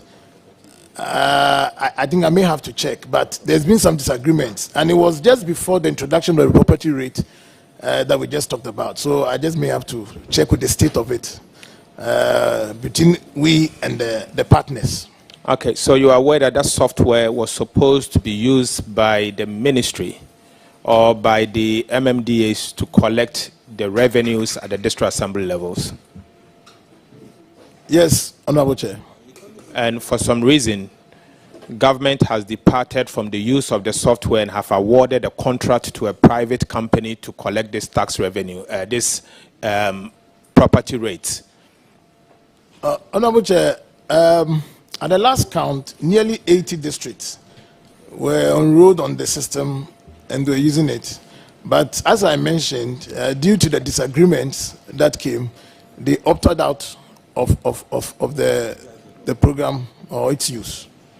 I've cited a letter from GIZ threatening to stop the release of all donor funds because after they have invested so much money in the development of this software, for the purposes of raising revenue, your government that you are part of as a deputy minister have decided not to use it, but rather you have awarded a contract to a private individual? Thank you, Honorable Chair. I must concede I'm not aware of this development, and I'll take a cue from you and get to understand exactly what it is. I will share the letter with you. But very grateful. What is the state of the revenue collection by the district assemblies at the moment? IGF. At the moment, the assemblies are fully in charge of the collection of the property rates. As at last month, there had been a roadmap rolled out for them to begin the collection. Since when? Since when have they been in charge? Well, since the finance minister announced in parliament that government was reverting back to the old order of assemblies collecting the property rates. Has your ministry conducted any form of audit with the private company since the private company took over that mandate and collected revenue on behalf of the district assemblies? Have you conducted any form of audit? Thank you very much, Honorable Chair. The arrangement stood between GRA and, for that matter, Ministry of Finance and the private company. And so that will be within their purview. No, your ministry obviously has to ensure that what is due the assemblies goes to them, isn't it? Yes, Honorable Chair. My ministry has asked for some information because the company operated for a year, after which the contract was abrogated. And so even if the assemblies are to go and do the collection from now, it's important to know which areas had been affected by the earlier contract arrangement, who has paid what, who has not paid, so you don't go and bill people again. So some information is needed, and we hope to get that from the GRA to guide the assemblies as they go. Do you know why this contract was abrogated? No, I don't know that. Has it come to your attention that some of these MMDAs were complaining that they were not getting what they are supposed to get from this private company? Yes, that has come to my attention, but beyond that, I believe there were some other technical issues. Will you, if approved, take steps to get the monies due this assembly from this private company back to them? Very much so, Honorable Chair. I will commit to do that. Can I take it as an assurance? Very much so. Honorable Nominee, how many ministers are in your ministry at the moment?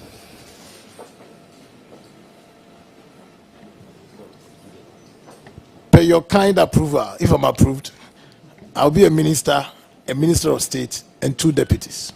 So you'll be 4? We have always been 4. You have always been 4? Yes. Since when? Since I went to that ministry. Have you profiled the ministry going back? Have you profiled the ministry going back vis-a-vis the number of ministers you've had ever since it was established, for example? Thank you, Honorable Chair.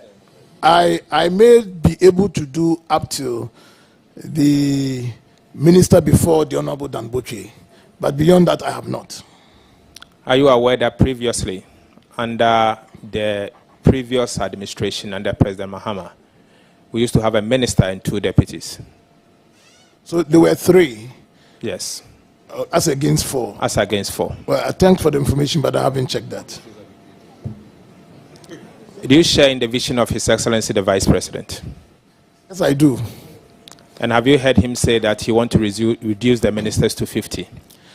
I have. As President, intends to do that. And we have 9 months to election. So if he wins, unlikely event that he wins, then what happens? Per his program, I believe he will outline that vision. And so why not now? Why 9 months' time? Honorable Chair, I believe the Vice President is not the President of this country. The President, per his program, believes this is what has to be done. But I don't think the President can provides for the Vice President's promise. Okay. Yes. So since we have a Minister of State at that ministry and 2 other deputy ministers, will you consider resigning and allowing the Minister of State to do the work and to reduce the size of government for the country to benefit from the cost? Will you consider resigning?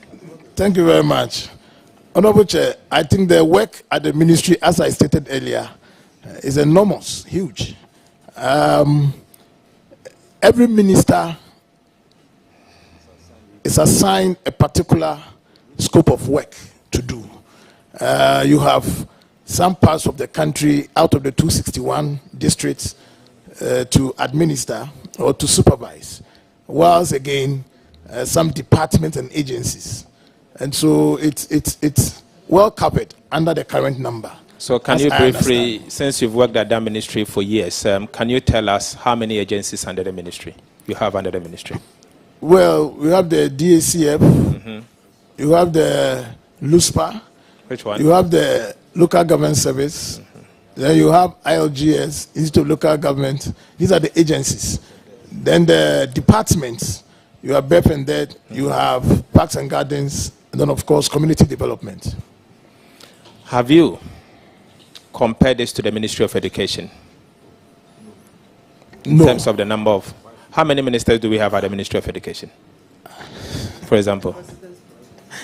Honorable Chair, with your kind permission, I want to say that decision rests with the President. He, per his vision, decides what he wants to do at a particular time. I'm not sure that I'm well placed to get into the thinking of the President as to why he has a number of ministers here and why he has this here. In view of our current economic challenges, don't you think the time has come for us to prune down the size of government? Honorable Chair, I believe in some time past, there were more than the current number that we had per the program that the President envisioned. And based on the level of achievement at a certain time, he decided to prune it down. We have had pledges from, for instance, the 2 leading parties on how many ministers they intend to have, looking into the future of what our situation is and what they think it would be. So I believe that the numbers have not been static. It changes as and when we go. And I'm not present yet. Okay. Maybe we'll leave it to when that time comes and they decide. So you have a presidential ambition? No, I'm saying I'm not. So when those who want to be president and I'm giving their words on how many ministers they want to have.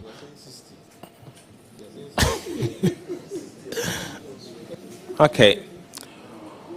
Will you mind to sacrifice your position and save the public some money by resigning once again? I want to ask you this question. By starting with you to bring down the size of government, will you mind? Honorable Chair, as I stated earlier, on principle, giving the norms of work or the normative of work, I believe that that is not an option for me now. Honorable member, you are a member of parliament, right? Yes, Honorable Chair.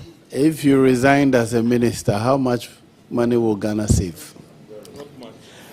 Honorable Chair, I must place on record that as I sit before this committee, there are some perks of the office that I'm not benefiting. For instance, I don't live in a government apartment. I live in my own house. So that's even a save to the purse. My point really is, what is the difference between a minister's pay and an MP's pay? It is about 200.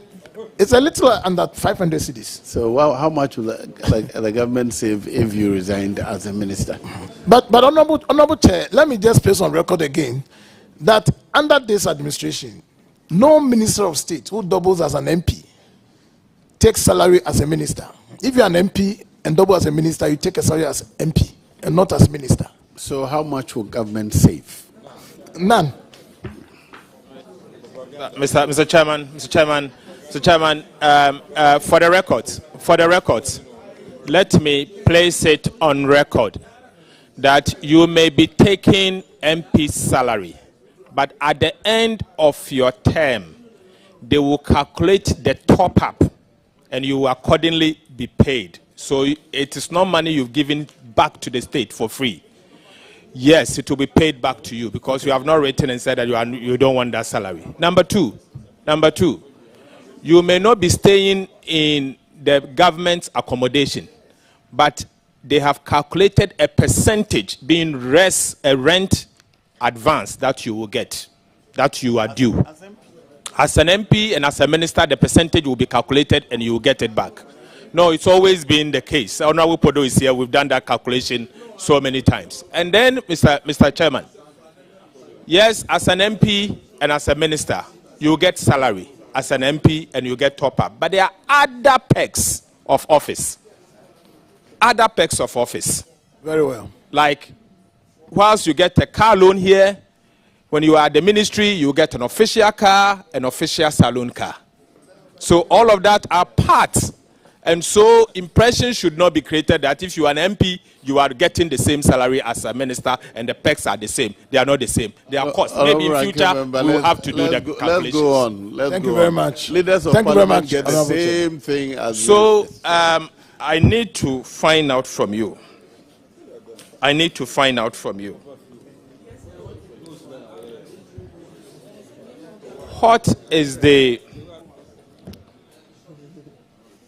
What role does the ministry and the MMDAs play with the working with the Ministry of Lands and Natural Resources on this community mining?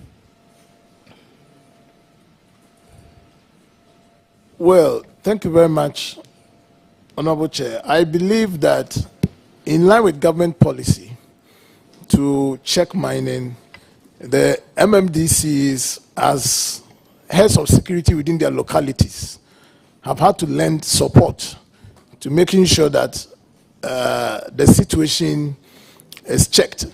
And so at some point, there's been some collaboration between the appointees as DISEC or MUSEC or heads of security at the municipal level and the ministry. Honorable Nominee, a matter of great concern to all of us as members of Parliament has to do with how regular the District Assembly Common Fund transfers money to the district assemblies. Are you equally concerned, obviously, as a member of Parliament and a minister? Thank you very much, Honorable Chair. I'm concerned about it. That is one issue that if you approve of my nomination, I intend to engage and let's see how we can solve this problem. Because I did underscore earlier that it's a major problem. It stalls work at the assembly, and it's so good for our program of decentralizing and making sure that we deliver results for the transformation of the lives of our people. Another matter of grave concern to us has to do with the deductions of monies that is supposed to go to the assemblies from source. Contracts being awarded at the district assemblies common fund secretariat level. And this money, instead of it going straight to the district assemblies, it's not going to the district assemblies. And money is being spent here in Accra as against what should be spent at the district level. Are you aware and worried about it? Thank you very much, Honorable Chair. I mean, we are in the era of decentralization, and the Constitution enjoins us to decentralize on all legitimate fronts. So, to the extent that we centralize, as you put it, purchases or procurements in Accra, it's unacceptable. I mean, it defeats the purpose of our wanting to decentralize the systems of government and to make sure that it trickles down.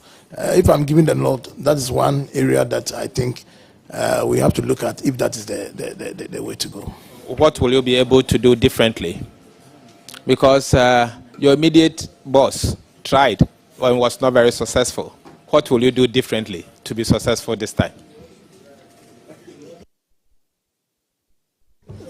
Honorable Chair, I believe if you approve of my nomination, I'm going there as a minister of the sector. And if it's illegitimate, it cannot be made to continue. With your powers giving me, I should be able to change the status quo. And then finally, Mr. Speaker, Mr. Chairman, I can't end without asking this question. 9 months to elections, 9 months. 4 years ago, there was an issue in your constituency during the elections. 6 people were injured. 2, unfortunately, lost their lives. What measures are you putting in place as a young man with your political future ahead of you to ensure that this bloody situation does not happen again in your constituency, so that you not be tagged as such? But it doesn't stop me from asking it. Thank you very much, Honorable Chair. I believe I spoke about this matter earlier. I decry violence in all forms and shapes. In this instance, I say it was not, for instance, an issue between 2 political parties. It was an issue of police or security officers against some members of my constituency. As unfortunate as it was, I think that it's sad and regrettable, and we cannot let that continue. I mean, the incident as it happened, for instance, I was away when that happened. But if it had happened when I was there, I could have been the victim. Anybody else could have lost their lives. I have again said that 2 of the people who died, Ayarik is my nephew, so to speak. And so it's worrying. It's a very worrying thing. And not just Techiman South, any other place where we recorded that. We cannot say that for the sake of our elections, a life must be lost. And so I don't think that it's a good thing. And I can assure you, we are resolved as a people in Techiman South. I did not benefit from it in any way, but it's a worry there and anywhere across the country where this happened. And never again should this happen. We have to make sure that security preparedness arrangements to deal with such issues is also looked at. Because at all times in elections, you have regional commanders as head of election security task force. And so if the police commander is in charge of security task force, how on earth should that happen? I mean, it's unacceptable. Mr. Chairman, that's it. Honorable Martin J. Mensah-Kosa. I wasn't referring to your father. I was referring to Costa, the one named after your father. So I'm part of his family, so I'm straight. Maybe, Mr. Chair, later you have to tell the history. Yes, sometime later. But you have answered so many questions. I'm only interested in one area. We have discussed the failure of local governance with regard to spatial planning. Tell me what can you do differently to ensure that thank you very much, the communities are rid of, at least preserve, what do we call them? Avenues that we can call, if you take any community, this place there, please take your kiosks out of here. Can we assure that we can do something? If you take Wenchi, where I did my sixth form, the last time I was there, I was angry. You could not see any of the beautiful buildings left and right that we used to pride ourselves in when we were walking down the street. You go to Techiman, the same thing. You come to my hometown, Bekwai, the beautiful places we are struggling. No, Bekwai is better. Kokubate will confirm. But we certainly are losing the beauty of all the urban areas we built because of kiosks and containers.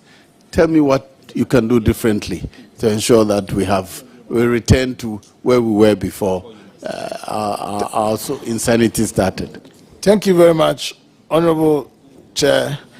Luckily for starters, LUSPA, which used to be under the Ministry of Environment, is now being placed under local government. So it's a good gel for some work to begin. But I must also say that you cannot discuss this matter without situating how complicit assembly architecture could be in. Because with that, Chairman, if you go around, you realize that all these indiscriminate siting of chaos, they pay something to the assemblies. Somebody has given somebody authorization to put this here. And sometimes a portion of a road is taken to site these things. Clearly unacceptable. But I believe that now it's a good thing to have the agency responsible for ensuring that these things do not happen under the ministry. And with us as managers of the ministry, we should be able to do something about it, because it's not good. Even in Accra, on our ceremonial routes, you see that kiosks and all kinds of things happen in containers. And I give a promise to this committee, we would act on it. I don't think that is enough, but let's see if action will be different from what we have said. On that note, I thank you for. I've said I'm not admitting any non-members, because if I start, I can't stop. Non-members asking questions. Yes, we thank you for attending upon the House to answer questions. You're discharged, but before you leave, I've seen some chiefs. I will acknowledge them. Nana Ohiniba Nana Usuen Tribu Esiako the second, the Dabihene stroke Kenten Hene of Techiman Tradition Area. Nana, you're welcome. Nana Fna Yabuaferi the second, Techiman San Samang Hene. Nana Yabu Siama the third, Techima Donting Hema. Nana Sewa Bonsu, Techiman Tanoso. I don't think him. Nana a Japan who said Diaka, the Chima Boabudikro, and Nana Chame Boating, or my Henny Chame. We thank you all for coming. Oh, please, I haven't finished. I went to Nana now. No.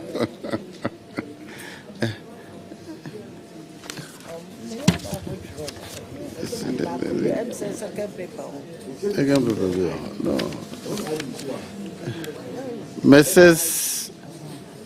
Ej Mensakosa, you're welcome. We thank you for also coming. And then all the heads of agencies.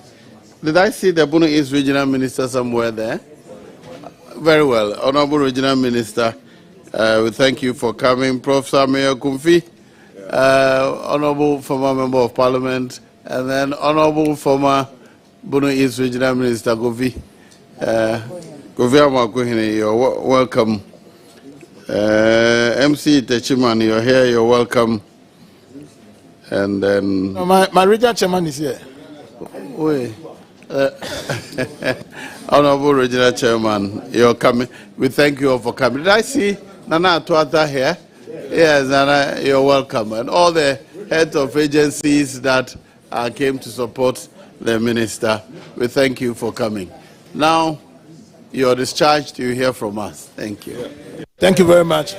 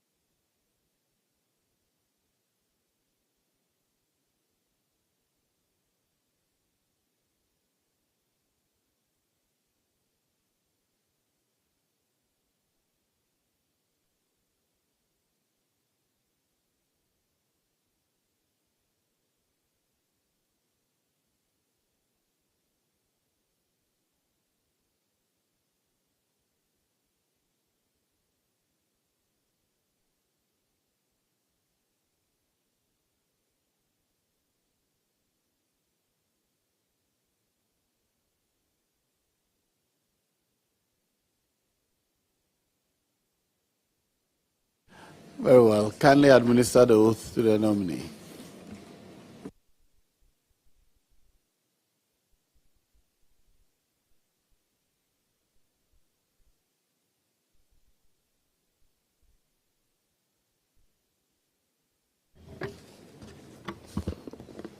I, Ofilia Mensah Hayford, swear by the Almighty God swear by the Almighty God that the evidence I shall give before this committee that the evidence I shall give before this committee touching the matter in issue shall be the truth, the whole truth, and nothing but the truth. So help me God. So help me God. Honorable Ofilia Mensah Hayford. On behalf of the committee, I congratulate you on your nomination as the Minister for Environment, Science, and Technology and Innovation. Wow, innovation. You have not appeared before this committee before, so we will invite you to take us through your CV. Tell us briefly about yourself before we ask you questions. So, kindly introduce yourself to us. Thank you, Mr. Chairman, for the opportunity. Ofilia Mensah Hayford is the Member of Parliament for Infantsman constituency and also the Minister-designate for the Ministry of Environment, Science, Technology and Innovation. Ofilia is 50 years of age and I was born on the 29th of October 1973 in Ekropon. I hail from Chito Awudome in the Volta region, and now I am with my husbands in Infantsman.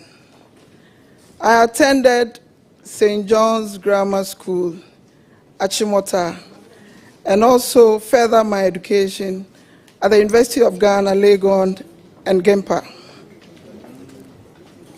I was a police officer before I resigned and then take up the position as the Member of Parliament for the good people of Infantsman.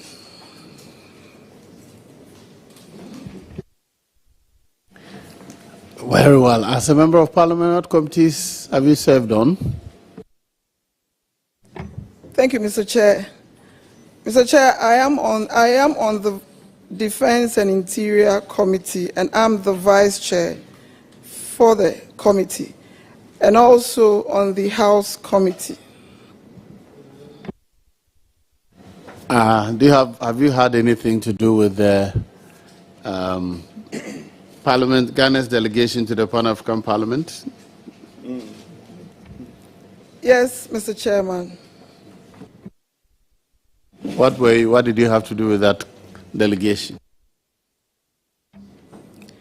Mr. Chairman, I'm the only female on the Pan-African delegation to Midrand in South Africa. So you're a member of Ghana's delegation to the Pan-African Parliament. That's right. Yes, Mr. Chairman. Very well. Now, I'll let the Chief Whip start with you. Ask you questions. Thank you, Chair. Honorable Nominee, let me commend you highly for the opportunity given to you by His Excellency the President. And I'm very familiar with that broad smile of yours. Can you give that to us, even before we begin? I'm also very proud as an environmentalist. I know how passionate you are when it comes to environmental issues, both internationally and nationally. As you do know, water pollution and waste disposal are like bedfellows, so to speak. And they are common narrative, especially in our country now when it comes to environmental conservation. Given the nod, what do you consider as necessary to be done in that ministry? Thank you, Mr. Chairman. That is a great question, because I think globally we are all fighting environmental challenges. And per the briefing I have, and for what I know, Mr. Chairman, the President has set up a steering committee which is being chaired by the Minister for Lands and Natural Resources. Mr. Chair, my committee is, let me put it, an enabler ministry. Sorry, my ministry, because we are centered around other agencies to act on issues that have to do with the environment. And as a ministry, curbing the issue of pollution and environmental challenges go beyond my ministry. And so I will collaborate with other agencies to fight this menace. Chair, that's a very good answer. And I'm very confident that you'll be able to dispense of that. I'm very much aware you know the existence of the Electronic Waste Fund, which was established by Parliament. I'm told around 2017-18, thereabout. Can you apprise this committee and the Ghanaians who are watching you what the fund sought to do, and if there are any lessons ever since it was established going forward, what if there is a need for you to do something different to make it useful vis-a-vis the very motive that motivated the establishment of the fund? Thank you, Mr. Chairman. Mr. Chairman, per the briefing I had, I'm aware of the fund. I know that fund was set up in the government or the President's bid of curbing e-waste issues, environmental issues. And so the fund was set up around 2018 per an act, I've forgotten the act. And then in 2019, the act mandates the President to appoint a fund manager. A fund manager was appointed in 2019. Mr. Chair, per the briefing, I'm told some amount of money is sitting in that fund. But now the issue is who to disburse the fund. The fund falls under Ministry of Environment, Science and Technology, as well as the Ministry of Education. And so this is the contention we have now per the disbursement of that fund. And so when I'm giving the nod, Mr. Chair, I will sit the two ministers together with myself as an enabler for us to go into the act and see who disburse the funds, to who disburses the fund in curbing e-waste or climate change issues. Thank you. Mr. Chair, I think the minister, giving the nod, you'll be lucky because you have a technical person who is the chair of the committee, Parliament Committee on Environment, Dr. Marfo, very respected environmentalist, and of course, the ranking and his deputy. So don't fail to don't fail to reach out to them. I'm sure they'll be available. But proceeding forward, there are two agencies that I consider very critical in your ministry, the CSR and the EPA. What do you intend to leverage on your office to assess? We've often read about narrative on what the CSR should be doing by law, but in practicality, they come lacking in many spheres. what will you do to assist them, the CSRR, and particularly the EPA, in terms of monitoring? Thank you, Mr. Chairman. The CSIR is an agency under MESTI, and it is mandated to do research on scientific and industrial activities to assist the national economy. Mr. Chair, I know they have done a lot of researches, and out of that, we have achieved a lot as a country.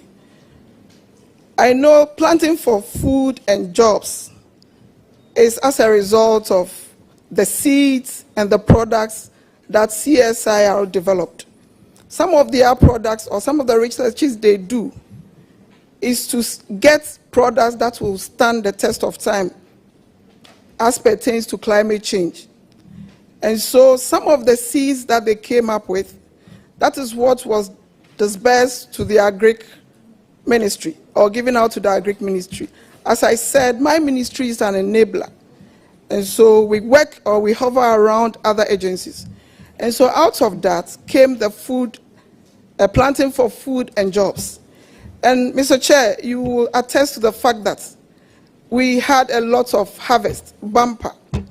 And it's as a result of the researches that was done at CSIR and its product outcome. When it comes to EPA, Environmental Protection Agency, Mr. Chair, we have a limitation as an agency. It has to do with logistics and officers and human resources. So when I'm giving the nod, Mr. Chair, I will try as much as possible to get logistics for them and also to see if we can establish regional and district offices to do the monitoring. Because we are not able to reach out all over the country and we are limited in that aspect, monitoring becomes an issue. I also leverage on technology and see if we can get the logistics, drones and other things to monitor from afar if we are not able to get closer to the communities. Mr. Chair, I will conclude on the note that I'm very much aware that the electronic waste fund aspect of it is supposed to be disbursed to Parliament.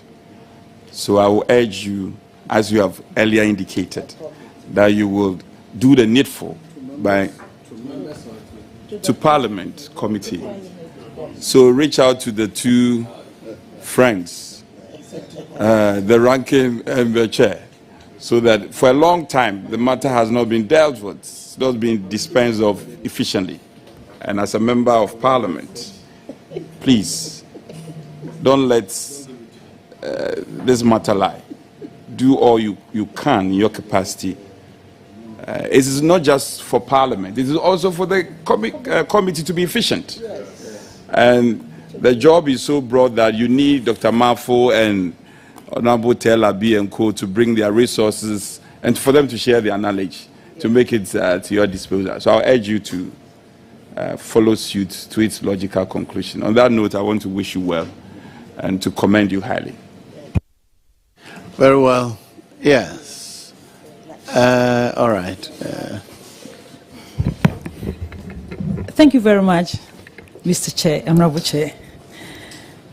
Honorable Ofilia Mensah Hayford, congratulations in advance. There is a bill and a fund that when you were talking about the CSIR, I was getting excited, but my excitement wasn't complete. Research fund. Where or at what level do we have this fund? And then also, how is this fund going to promote research at all research levels? Thank you very much. Thank you, Mr. Chairman. Yes, Mr. Chairman. Mr. Chairman, per the briefing I had from my chief director, there is a research fund. But there is a contention over that fund as to who disburses it. I am yet, Mr. Chair, it's as a result of the fact that MESTI does not operate in the vacuum, and we depend on our sister agencies to work. And that fund was established purposely for research purposes. And most of our researches are done by our institution, though CSIR also does the same. And so, per the briefing I had, we are yet to determine whether education will do the disbursement when it comes to research, or MESTI, as CSR is under MESTI. Let me be clear. Under what law was that fund set up? Mr. Chair, it was set up under an act. And what act? Is the act under which ministry? The act is under Education Ministry. In that case, you are parasites. So yes, continue. Thank you, Honorable Chair. Honorable Mensah Hayford, with your experience, both local and international experience as security officer, what could you do to ensure that in areas of our environment, things move on faster, and where we get the security officers involved, there will be a lot of peace because they are your people. So then you could interact together with your international experiences and exposures that you have. Thank you. Thank you, Mr. Chairman. Mr. Chair, I think as a law enforcement officer, Ghana as a country, we have a lot of policies and legislation that we need to enforce to ensure compliance and also to check issues that has to do with the environment. Mr. Chair, I know most of our enforcement laws within the environment area is not that firm. We don't comply to a lot of them. As an enforcement officer, I'll make sure we enforce such laws that will sustain our environment. For example, of the passage of the EPA bill. This bill is before Parliament and is seeking to take the EPA from an agency to an authority so that it will have the powers to enforce environmental laws. Are you done? Yes, Honorable Chair, thank you. Yes, Honorable Telavi. Thank you, Mr. Chairman, and Madam Hayford, congratulations. Thank you. Yeah. Madam Hayford, going through your CV,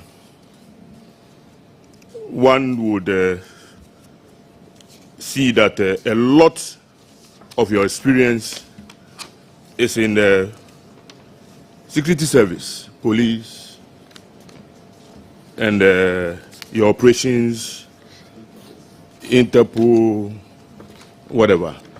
You see a little when it comes to the area where you are going now. And then the other thing too is that your ministry, you are not going to have a deputy minister. You don't have. As a mother, a member of parliament, a minister with a lot of agencies under, how are you going to combine all of this to discharge your duties? Thank you, Mr. Chair. Mr. Chairman, I don't think it will affect me that much. I'm a mother of 3, and I think the youngest is 10. And regardless, Mr. Chair, I have able directors whom I'll fall on to assist me as a minister and as a leader. I'm not going to do all things all by myself, but with my technocrats and all the technical persons around me, I will be able to achieve the best of results. Thank you. Thank you, Mr. Chair. Madam Ofilia, I'm happy you said you were interested in getting deployment of technology. And for that matter, you are interested in research. And we have a problem with the research fund, which you have acknowledged, the disbursement. But I'm sure you were briefed. During your briefing, they gave you insight into how the institutions, especially the research institutions that are going to be under you, are resourced. If you take, for instance, this year's budget, one would just summarize by saying that we are only giving salaries to the research officers without giving them money to do research. How are you going to navigate this? How are you going to make CSR and the other analogous institutions get the needed assistance, support from government so that they can carry on with their research? Thank you, Mr. Chairman. Mr. Chair, I think, yes, we have a fund for research, and research is being done, but much is not given to our researchers. So what I will do when I'm giving the nod is to patent every outcome or product that we get, so that in this vein, whoever falls on that and then uses it, the industries will come back and then contribute to our fund, so that we'll be able to motivate our researchers, and for us also to get more funds to do more research. That's a good answer. Yes, you would want to patent, but you have to do the research before you patent. So you need some starter so you can have your products patented. But let me ask you this. There's another school of thought that our research institutions have a lot on their shelves, and that they have to, it's about time they start commercializing. What's your take? And before that, let me tell you what I think. I believe that if the research institutions are asked to commercialize, they might end up diverting or deviating from their core duty of getting information, because research provides information that will be converted into technology. They may deviate and end up chasing money, and they will end up affecting their work as research officers. What is your take on this? Mr. Chair, your question is not that clear. If you can come again. What I'm saying is that we have a difficulty mobilizing funds. In fact, research, especially into the physical and biological sciences, is quite expensive. And it takes a very long time to get some results. And in research, a negative result is a result. So that it becomes very difficult for people to freely, fund projects like that. And therefore, government would have to necessarily take the bull by the horn and fund all of this, whether the results, are negative or positive, depending on what you are looking for. Now, in so doing, others think that the CSR can commercialize a few of the things that they have developed to make money, to do more research. Now, what I'm saying is that in my view, as somebody with some small expertise in that area, I don't believe that they should be made to commercialize themselves. And the question is, what is your take? What do you think, can be done about this? Do you believe that they must go commercialize their end products and get money from that to fund research, or, otherwise?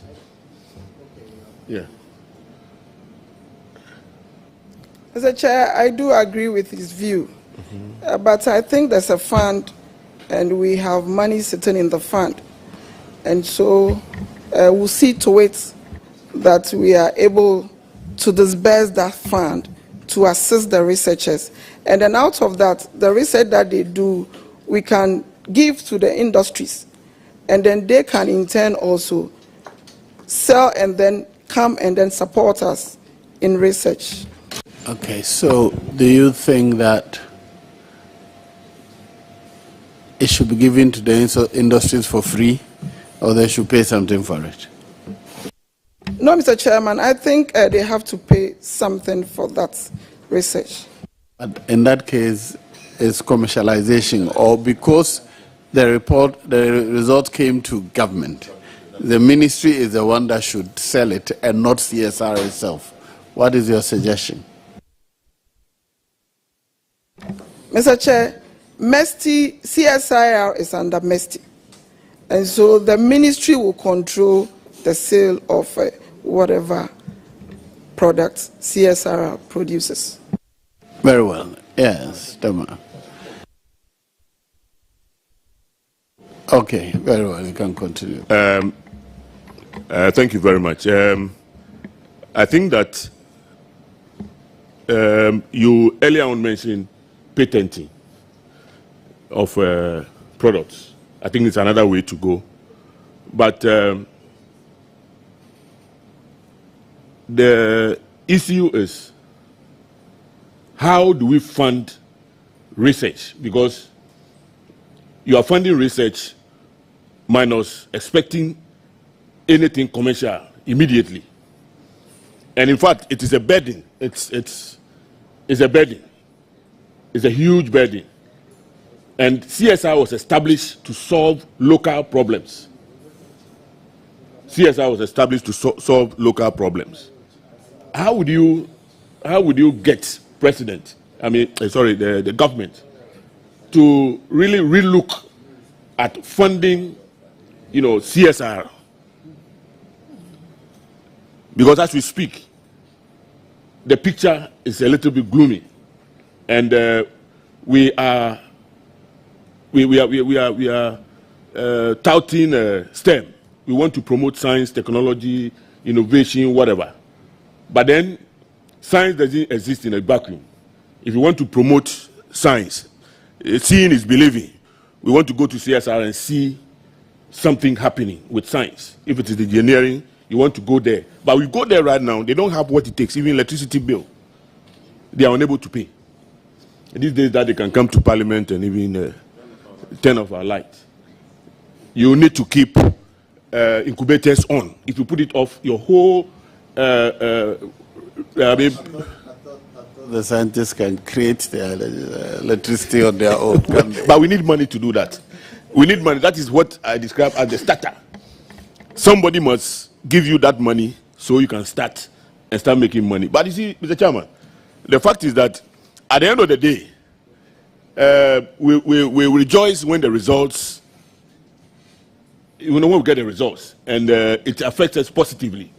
But when it comes to putting in money to get the results, we don't want to do that. That is my question. What will you do? Finding yourself in such a situation, what will you do? How are you going to convince even Parliament and the executive to get us more money for research? Especially that we are broke now. Thank you.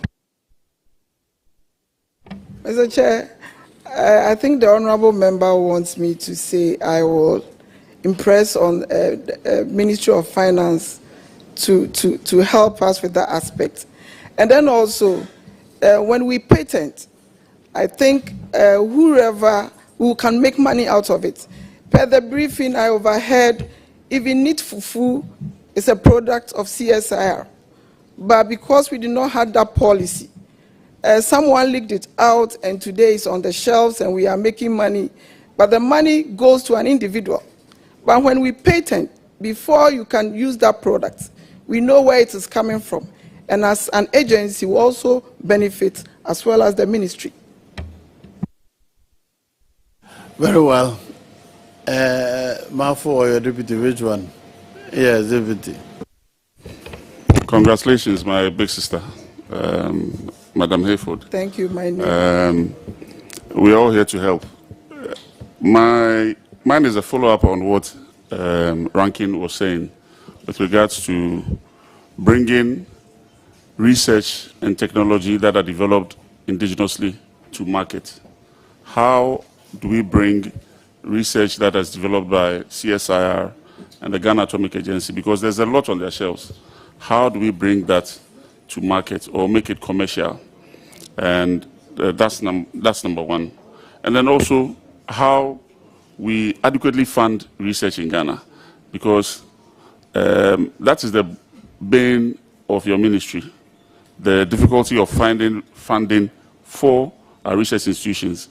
Countries like Korea, Japan, and co that are what they are today is on the back of research. So how do we find resources for these research institutions? That's my question. But all the questions he answered from Tel Aviv were around it. Finally, she concluded on Ministry of Finance. So move on from there. Other than the research fund and Ministry of Finance aside, so where else can she go? Is that a question? Maybe to help my sister, there are other innovative ways that other institutions are able to fund such research. And his question, what he was trying to say was to decouple the two, to decouple the research from commercialization. If you go to institutions like, let's say, Oxford, they have what they call Oxentia. Oxentia is a commercial entity that converts technology and innovation that has been developed by the university as a research institution into businesses for private sector to be able to take advantage of, including the patenting that you're talking about. So it's just a suggestion that I want to pass on to you.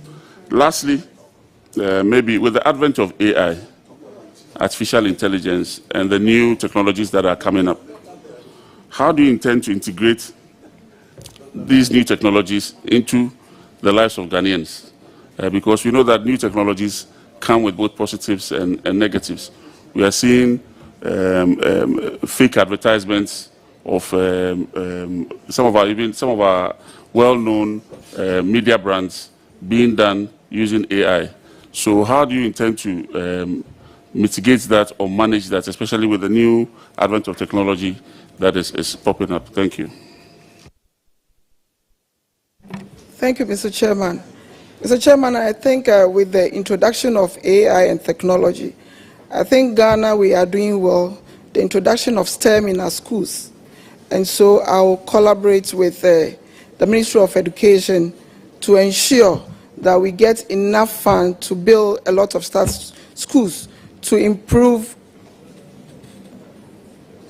a lot of STEM schools to improve on our technology and also to come out with innovations and inventions for the environment, to curb some of these issues within our environment. Are you done? Very well. Dr. Mafo, if you want to ask her a question, this is your chance. Okay. All right. So,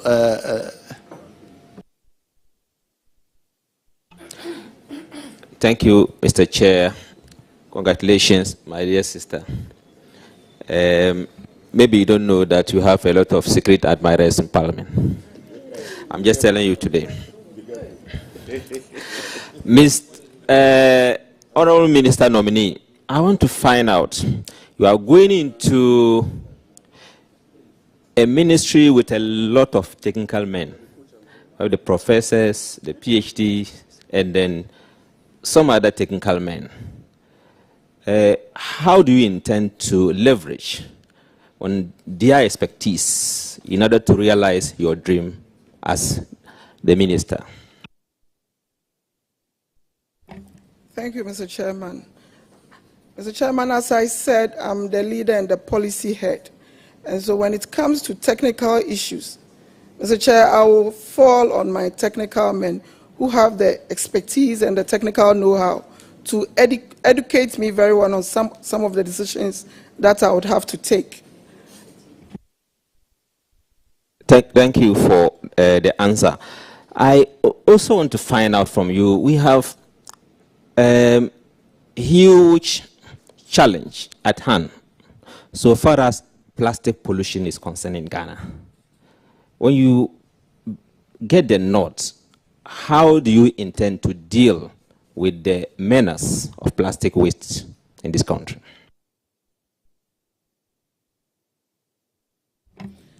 Thank you, Mr. Chairman.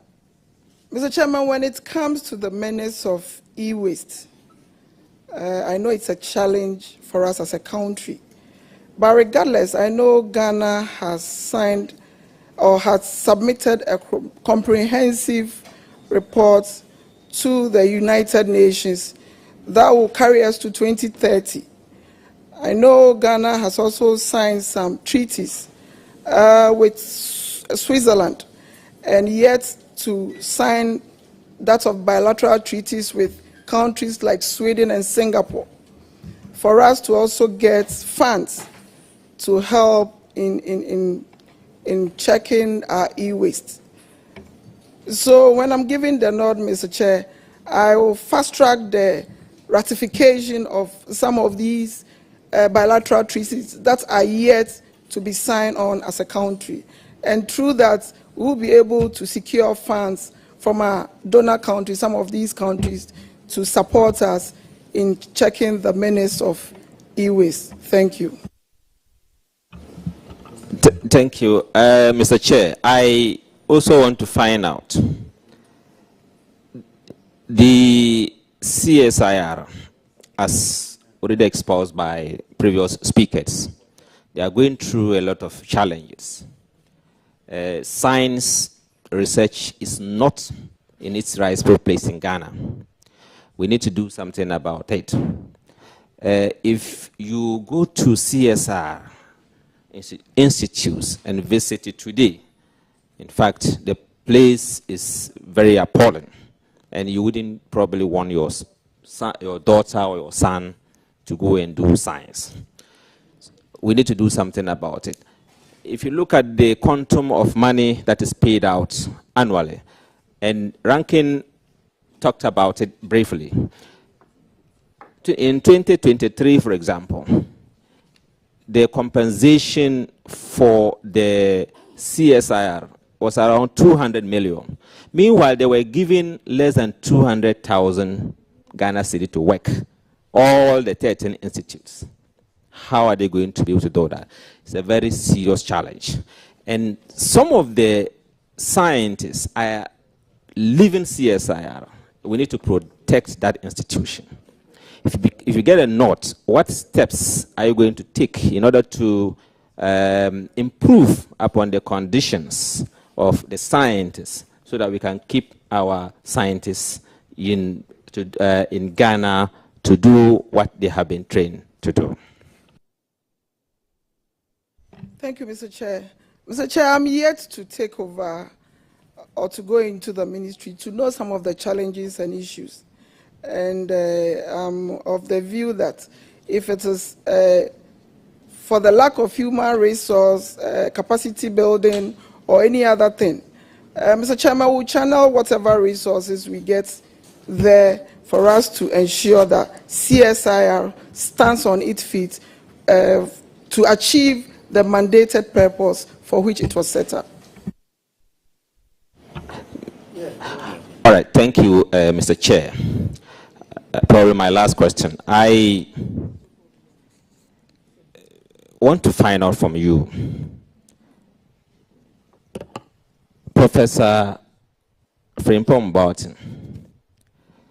came out with a report. That report implicated people in the seat of government. And there were huge perception that the report was not going to go anywhere because it was touching the souls of preserved individuals in the seat of government. Now,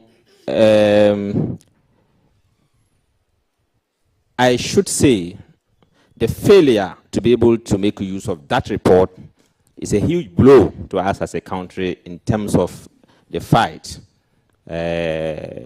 on this galamsey.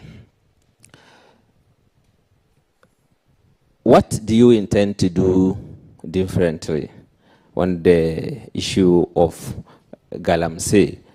Will you revisit the report as a minister and see what next steps can be taken, or you intend to have your own plans of dealing with the issue of galamsey? Thank you.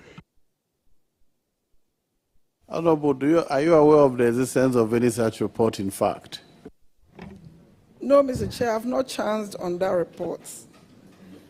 Well, but when it comes to the issue of galamsey, as I said earlier, the President has set a steering committee headed by the Minister for Lands and Natural Resources, who has taken charge of the fight against galamsey.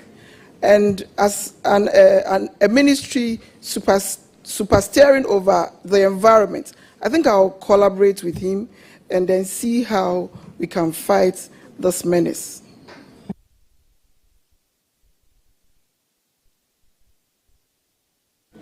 You're done.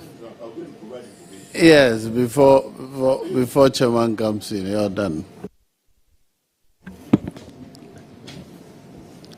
Congratulations, Honorable Ofilia. Climate change is a new topic in town. Now people are showing interest. What policy direction do you intend to put in place to ensure that the effect of climate change is mitigated in Ghana?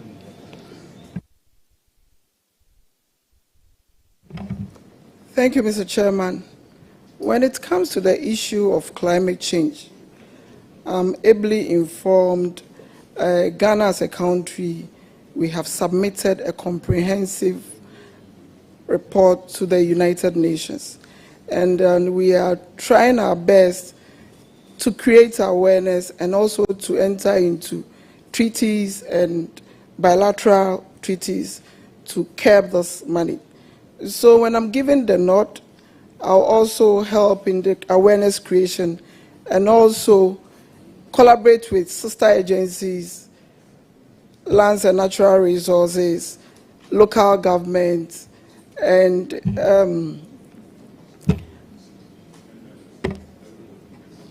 others to curb this matter. In fact, climate change is at the heart globally of every country. And Ghana, I don't think will sit in isolation. We will also try our best to get there.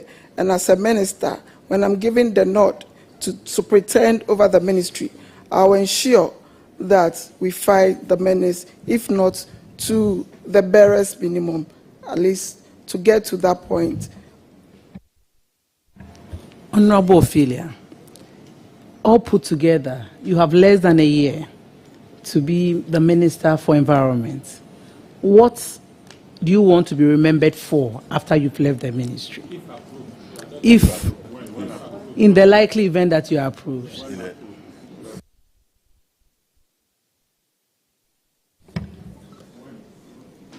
Thank you, Mr. Chairman. Mr. Chair, one key thing that I think I would love to be remembered for is the passage of the EPA bill. Per the briefing I had, I'm told there are some issues as certain agencies felt some powers are being taken from them. When I'm given the nod and I take over as the minister, I think I'll sit with these agencies and then try to solicit out what they think is the power that is being ceded from them, and then ensure that the enforcement and compliance part of the bill or act is passed so that we'll be able to enforce environmental laws. Okay. I wish you all the best. No further questions. Thank you very much. The floor will be given to Honorable Dr. Mao. Thank you very much, Chair. Honorable Ofilia, I must congratulate you on your nomination. I'm quite impressed with the speed at which you seem to be grasping the issues in the sector. And I'm very hopeful that you'll be able to do a good job. Now, in addition to the issue of helping to pass the EPA bill, in the rest of the 10 months or so that you have to be a minister, what other critical issues do you intend to achieve within this period? Thank you, Mr. Chairman. Per the briefing I had, I'm told there are some bilateral treaties that has been signed and needs ratification. When I'm giving the nod, I'll facilitate and ensure that Ghana ratifies it for us to benefit or to get the benefits under these bilateral treaties. The EPA Act, as I've already said, and that's one key thing that I was briefed on, and I think I'll also facilitate and ensure that it comes up.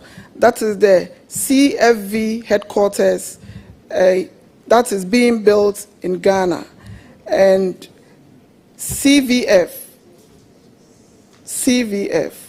I think I'll facilitate that one as well so that we can get the headquarters sited or situated in Ghana.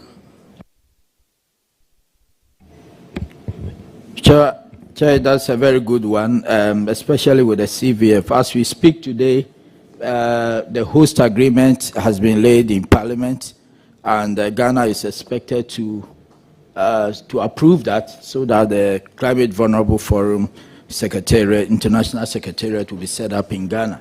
And so I'm happy that you have indicated that you keep your eye on that. Now, Chair, I just want to go. No, it's with the table office. Yeah, it's not.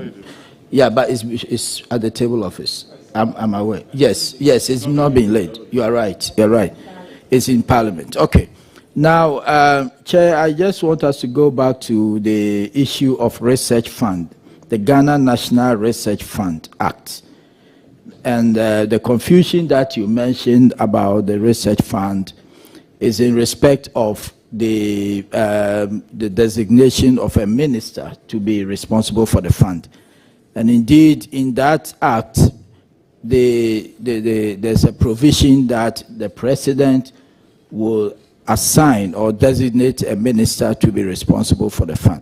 Will you assure this committee that when you are giving the nod, you will work hard to make sure that that assignment is done, and preferably done to your ministry, so that we will be able to disburse the research fund? Can you assure the committee? Yes, Mr. Chair, I will give that assurance. Since that fund is critical to the agency, I will ensure that the government or the president gives or designates a minister for the disbursements of that fund to enable us do more researches.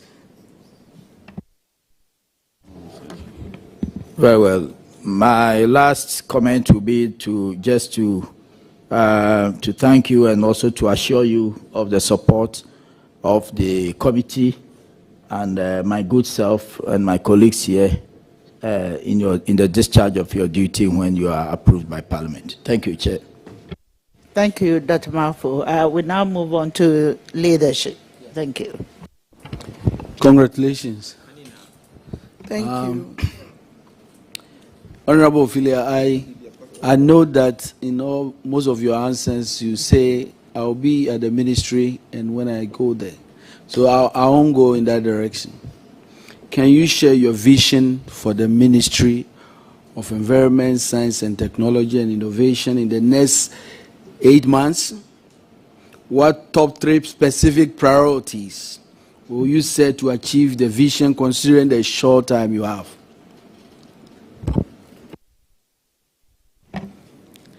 Thank you, Mr. Chairman.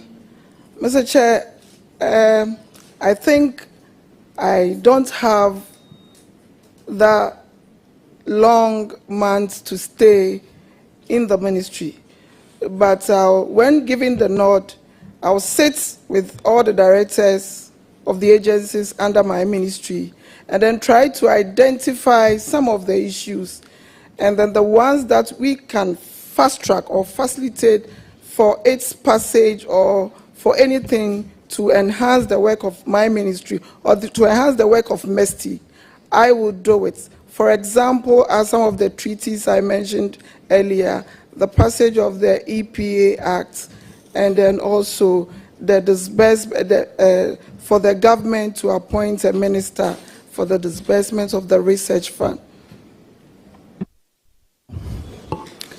Let me move on. I wanted you to get into specifics about the vision of the ministry of that Ministry of Environment, Science and Technology focuses on science, innovation, and development of technology. So I wanted you to really zero in on some of the things you do in those areas. But let me move on to something very important. Honorable Member, I think you mentioned about 3 specific. That is fine. That is fine. Right. Thank you.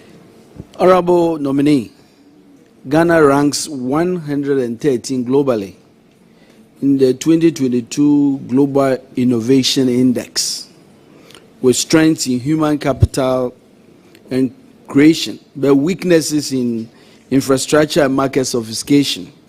Giving you a limited term, how will you leverage Ghana's existing strengths, as I've mentioned, in human capital and creation to address weaknesses in infrastructure and market sophistication, specifically focusing on maximizing the impact on the sector? Thank you, Mr. Chair. Per the question the honorable member asked, Mr. Chair, as I said, my ministry, or the Ministry of Environment, Science and Technology, is an enabler ministry. And so we will collaborate with other sector ministries, education, and then some agencies under me, nuclear, GAEC, and other agencies to come out with innovations. When it comes to technology, as the government is propagating STEM, we will ensure that a lot of STEM schools are built to improve upon our sciences and inventions. And then also GAEC that invents nuclear and nuclear energy to also add up to the energy sector so that energy tariffs in energy will come down or will be minimized, to assist in industrialization. As industries are complaining about tariffs, and I think when my ministry is able to help GAEC come out with nuclear energy, which I know when we are able to produce more, we'll be able to generate a lot of energy for our industries. Well, emerging technologies raises serious concern. For example, artificial intelligence. Exactly, and some of the concerns, for example, are ethical concerns on how to protect data, for example. Exactly what are some of the steps you will take to address some of these emerging technologies and the challenges they pose? Mr. Chairman, I think some of these technical issues I would have to seek technical advice. And so when I'm giving the nod, I will sit with my technical men for them to advise me as to the way to go. Thank you. The Honorable Nominee, have you already engaged some of these technical men at the ministry? in your preparation for this vetting? Yes, Mr. Chair. Okay. All right. So let me then take you back to something else. And I think this question has been asked, but it's so important that we revisit it again. According to the World Bank, Ghana's expenditure on R&D, research and development, is only 0.4% of GDP, significantly lower than the average in Africa, 1.3%. How will you stimulate investment in R&D and promote a culture of innovation in Ghana within this short period of time?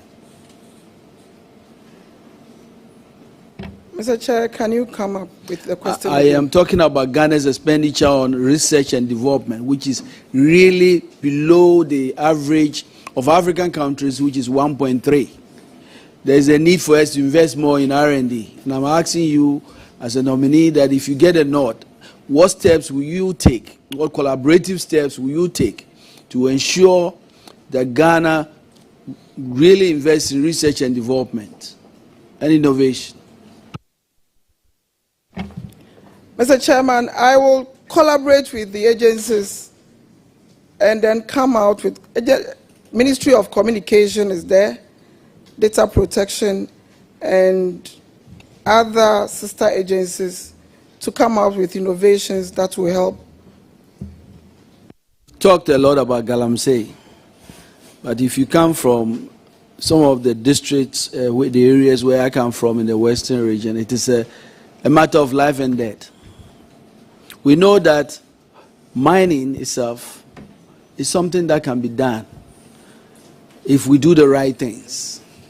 We have all the agencies in place, especially at your ministry. The Environmental Protection Agency, we know we have the Minerals Commission at the lands, you collaborate with them. These agencies are not only in Accra, they are at the district level, with the support of the assemblies. Yet on a daily basis, we have basically failed. In fact, the president put his presidency on the line. And when it was obvious that he had failed, he now went back that we are going to do community mining with a manual, very beautiful manual. Yet today, as I speak, if you go to the districts, the so-called community mining is simply galamsey. We are not following anything in the manual. And we are destroying our water bodies and our environment. Can you tell us the new steps you will take to address our destruction of our water bodies and our forests? Because often, as we have known in every security report, it is powerful people who are supposed to lead the way who are really in the forefront of these destructions. Exactly what will you do differently to get us out of where we are? Mr. Chairman, as I said earlier, I know the government of Ghana has set up a steering committee headed by the Minister for Lands and Natural Resources. But regardless, in collaboration with the Ministry of Lands and Natural Resources, I will ensure our local government, the local government ministry is also involved, and then our MMDCs and NDCs, and then our traditional rulers. I know our traditional rulers also play a key role in environmental protection. And so, when I'm giving the nod, I will sit with these collaborative agencies and then try to come up with a policy where the local authorities or our traditional leaders will be involved in curbing this menace within our communities. You talked about a new interministerial committee. Are you familiar with the interministerial committee on illegal mining headed by Professor Frimpong Boateng? Were you aware? In your preparation, did you read? Because if you Google it, you read a lot of the things he said. Mr. Chair, I have not read about that. But you heard of it? We have a copy. We can give it to you now to read. No, we have a copy here. I don't think it would be fair to... In essence, Professor Frimpong Boateng, for example, says he developed a software. And that software was called Galam Stop. That's up where he says that powerful people were opposed to it. It's in the report.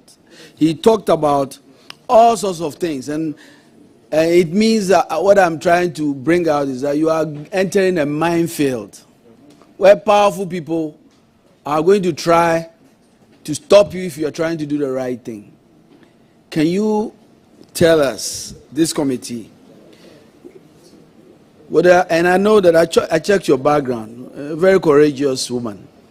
Can you tell this committee that if you get a nod, you stand up to all powerful people who are going to do the wrong things, and you will stand up to do the right thing, and follow the footsteps of Professor Frimpong Boati?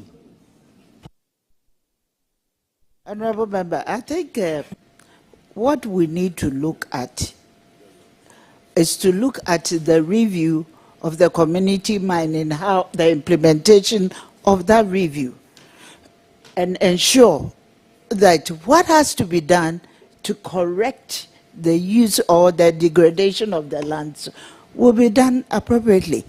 As a minister, I think I want to support you over here and ask the minister, are you prepared to take out the review of the implementation plan to ensure that community mining is responsibly undertaken? Thank you. Yes, Mr. Chair, but I would have to work.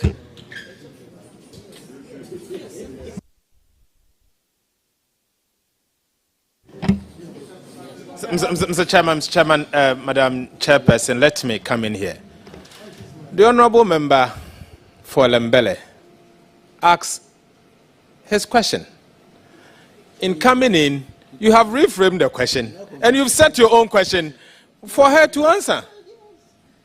Because she was building on a point. What was the point?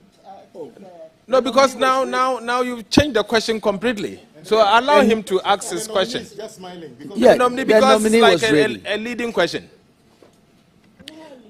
No. Let the nominee answer the question. He was ready. And the essence of the question was that we know that there was an interministerial committee. They were supposed to stop Galamsey. Exactly. We now know what has happened. They did everything to stop Galamsey. The reason they failed was because people that had too much connection with powerful people were in the business of Galamsey. And so they basically stopped them from doing their work. And he came out with a lot of reports. I have names and companies here. I don't want to even bring it up. But I'm asking you, as a new Minister of Environment, Science and Technology, will you follow in the footsteps of Professor Frimpong and be courageous enough and tell this committee that, yes, I'm aware of these powerful people who are destroying our water bodies? Can you be the Yasantwa? That's what we want to hear from you. Thank you, Mr. Chair. Mr. Chair, I've not chanced on the report, but regardless, when I'm giving the note, I'll have a look at it and then pick out the best practices out of it. I know the government came up with a lot of innovations or a lot of interventions to fight Galamsey, and yet we could not fight it to the barest or to that complete. We could not fight it completely. And so, Mr. Chair, when I'm giving the nod, I'll go over the reports, review it, and then see where the lapses and the gaps are, and then find solution to it.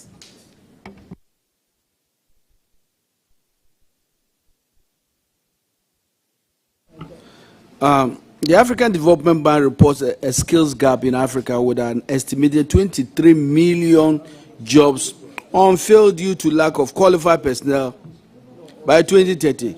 Given the limited time frame that you have as a nominee, mention 2 specific initiatives you will implement to address the skills gap in Ghana's science, technology, and innovation sector. Mr. Chair, when I'm giving the nod, I think the 2 key things will be in capacity building and then also human resource, employing more people or more hands onto that field.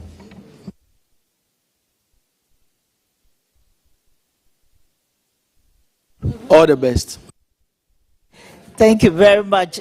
Oh, yeah, all right. Honorable Ofilia. Honorable Abuja.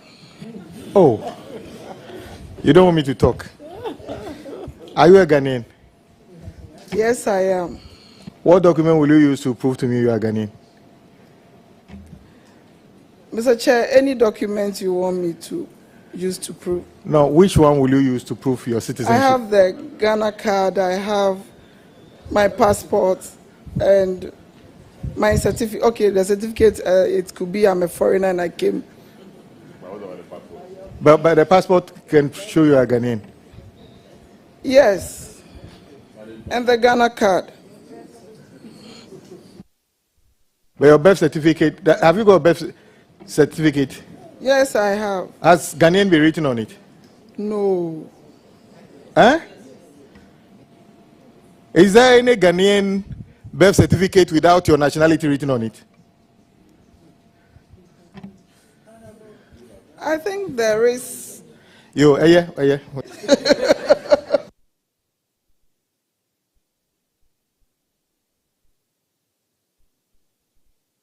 I give the next opportunity to minority leader. Sorry. Thank you.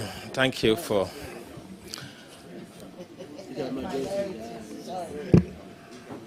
Honorable Ofilia. Good afternoon. Good afternoon, leader.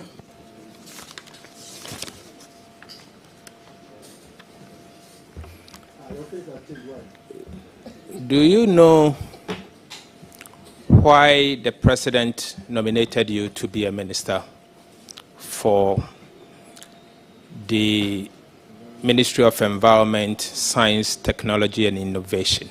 Do you know why? Mr. Chair, that much I cannot say. Is your seat at risk? My seat as a member of parliament. Seat. Yes.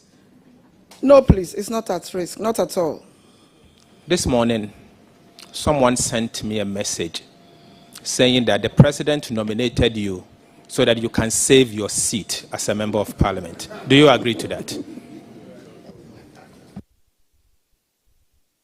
Mr. Chair, I don't agree to that.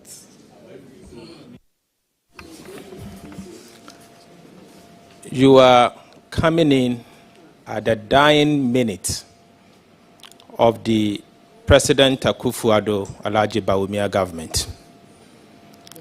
You have approximately 9 months to the end of this administration. What can you do differently vis-a-vis what your predecessors has been able to achieve?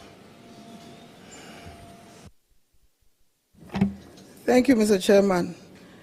Mr. Chairman, I think I can achieve a lot because when we play football, some are brought in at the dying minute and yet they are able to score goals. And so I think I can do a lot within this 9 months.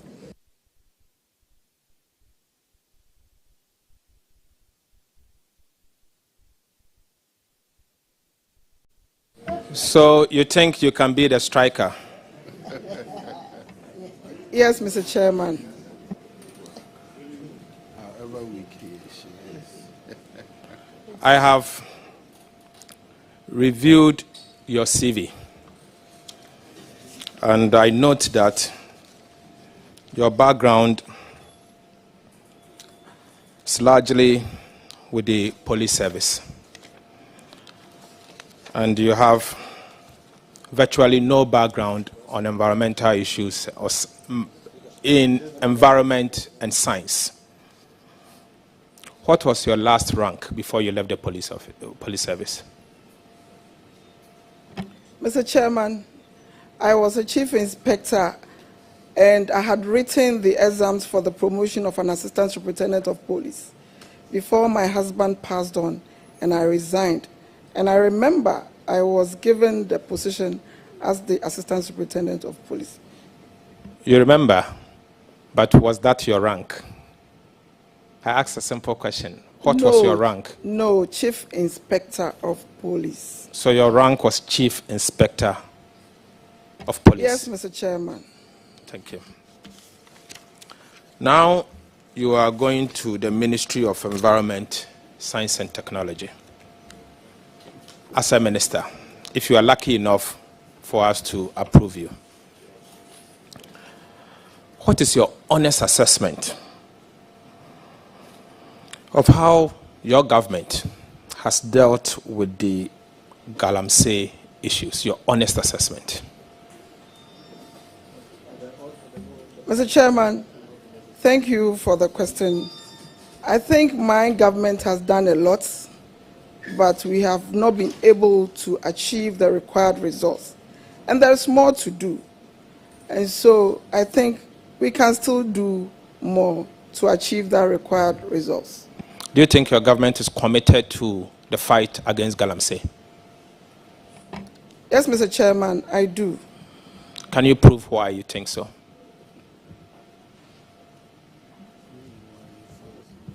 Mr. Chairman, my government came out with a lot of policies to fight the menace. Unfortunately, because it doesn't depend on one ministry, and all stakeholders are supposed to come on board to fight this menace, I think we still will review and then come out with the best practices and bring on board all stakeholders to enable us fight this menace. There are reports, and very worrying reports, that cocoa farmers are selling their cocoa lands for Galamsey. And this, for me, threatens the survival of our country, because that is where we get most of our forests. What will you do, if approved as a minister, to help the country stop this negative practice? Mr. Chairman, I have no data and no idea that our cocoa farmers are selling their lands for Galamsey.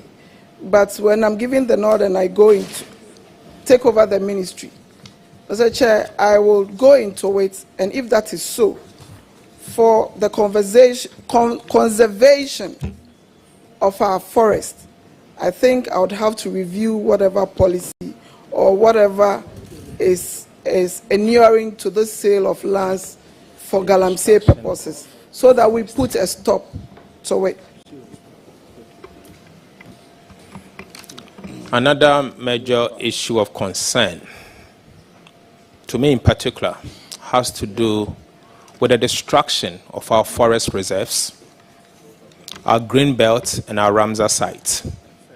And apparently, this is being done by high-ranking officials of state, to the extent that someone, once upon a time, welded the whole Achimota forest to a nephew forever and ever. As a minister, going into such an important ministry of environment, what will you do to advise His Excellency the President to curtail the practice that all of us are concerned about? Mr. Chairman, I don't have the knowledge of ministers or high-ranking politicians entering into our forest reserves. But for the sake of climate conservation, I think when I'm given the nod and being a cabinet minister, if I have the opportunity to be with the president or to be in cabinet, I think I can advise that for the sake of climate change and for us to conserve our forest reserves, we need to put a stop to it. And I don't think my government and our president, for that matter, will also sit aloof for people to invade into our forest reserves. Professor Frimpong Boateng, the former minister responsible for employment, environment, science, technology, and innovation, said he was bribed $5 million to approve a judgment debt of $88.2 million to Apex Pollution Control Company. Would you have acted differently if you were confronted with such? Honorable, please. This is coming from Professor Frimpong Boateng, Mr. Chairman. The report? I can send you the report. No such official report has been. So please, don't bring her into a matter which he has no role, he has no information, he has no. It's not appropriate, please. Mr. Chairman. This one I decline to admit that question. Mr. Chairman, the fact remains that Professor Frimpong Boateng is on record to have said that a company called Apex Pollution Control Limited promised to pay him $5 million as bribe, and he declined. My question is simple. It's not that she has gone for a bribe. I'm asking, would she? Yes, in the report, and it's a fact that Professor Frimpong Boateng has said that, and so it's in the public domain. Abuja, Google it and send me the PDF. I'll get it printed for you now. So, Mr. Chairman, I'll get it printed for you. With all due deference to you as ranking member, allowed as much room as possible for members. When you refer to a document, I must have it. I must verify that it is truly a document.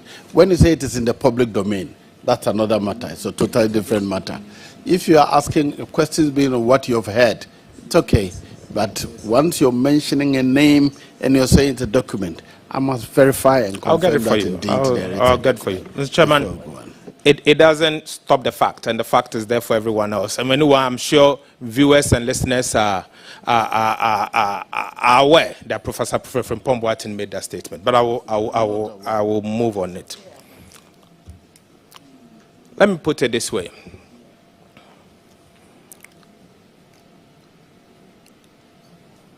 Professor Frimpong Boateng. Professor Frimpong Boateng, the former Minister for Environment, Science and Technology, has said a number of things on some of the things that obviously he went through, and obviously he could not fight Galamsey.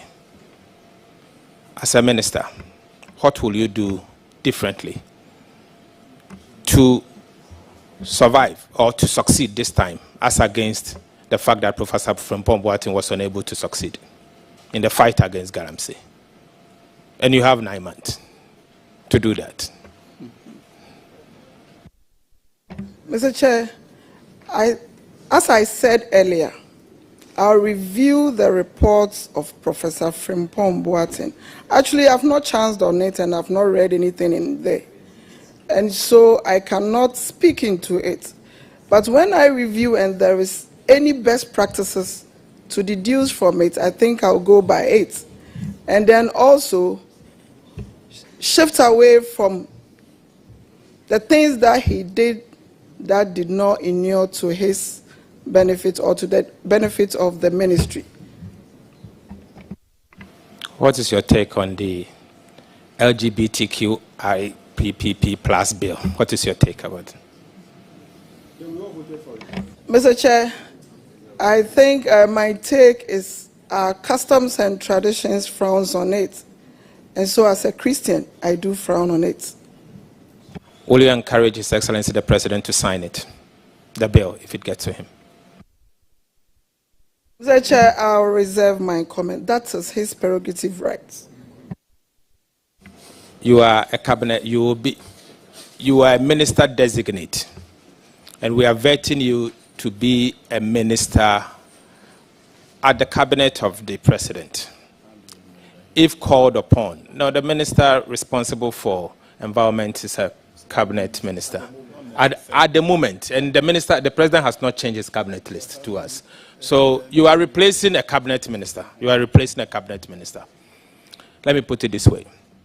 If called upon to advise the president as to whether he should sign or not sign the anti-LGBTQ P++ bill, what will be your advice? Mr. Chairman, when it comes up in cabinet, we'll take a decision. And you think we shouldn't know, a minister, what your advice should be? Or Ghanaians shouldn't be aware of your advice? Mr. Chair, I'm not yet in cabinet. I'm before the committee, appointment committee.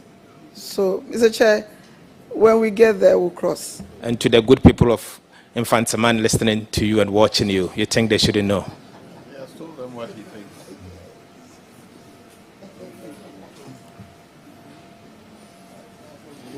Okay, Mrs. Chairman, I'll move away from that, and since I can see that she's sweating on that, so I'll move away. But let me ask you another question of interest. Recently, the people of Infantaman were blessed to have known that there is huge quantities and quality of lithium, Tawoya in particular, and even some part of my constituency, since you are my neighbor. And there has been some issues, and I'm happy your parliament chiefs are sitting behind you, and this matter is of so much importance to us in that enclave. As a member of parliament, what do you think should be the right approach? And as a minister responsible for environment, this matter will also come to your desk. What do you think should be the right approach for the indigents to benefit from the deposit that we have, God has given to us? Thank you, Mr. Chairman. Mr. Chairman, I think I've not read the agreement in totality, but I know there's a percentage that goes for community development. And I think we'll leverage on that and then bring development to the people and to the community.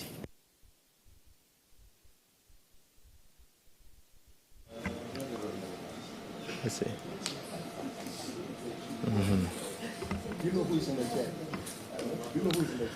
Do you think the community should get more than what has been reported to have gone to, is going to the community? Mr. Chair, as I said, I have not read in full the agreement or the terms of the contract, whatever. I have no idea, but all that I know, that there is a percentage that goes to the community for development. How many percent? What was the percentage? Mr. Chair, that much, I can't be specific on it. I know we have a percentage. And having a percentage means 1%? Because this is a matter of serious importance to us, not only to you, but also to me. And I think we have to work together to have this. Mr. Chairman, now that you are going to give me the nod to superintend over the Ministry of Environment, Science, Technology and Innovation, Mr. Chair, I will take the pains to go through it and know the specific amount that goes into the community for community development. And then I will be able to speak appropriately to that, Mr. Chair. Okay, my attention has just been drawn that you addressed the MPP colors. Somebody just alerted me to. That is not the MPP colors. We should correct that. It's not. My attention was just drawn, but this is a lovely kente that was given to me by one of my able chiefs within my constituency. That's okay. No, somebody just said. At least it is Ghana made. It's not like other people's suits. Okay, Mr. Chairman. Mr. Chairman, I will conclude by congratulating my neighbor, the Honorable MP for Infantaman. But I am curious why you are coming in at a garbage time. Thank you. Mr. Chairman, in basketball, garbage time is the time when reserve players are brought in when they know that they can't score any goal because they've been beaten so much that the goals will not make any difference. It's called garbage time. Garbage time. Well, yes, Deputy Leader. Thank you very much, Mr. Chairman. I've been asked by all the women in Parliament, all the women in the caucus to congratulate you and then assure you that we are solidly behind you and will ensure that with all these questions you are going to succeed. But I have two issues that I need to bring to your attention before we discharge you. The first issue is that you've been asked by our colleagues severally that in your term as the Minister for Ministry of Environment, Science, Technology, and Innovation, what three things are you going to do to ensure your success as the Minister of the Ministry?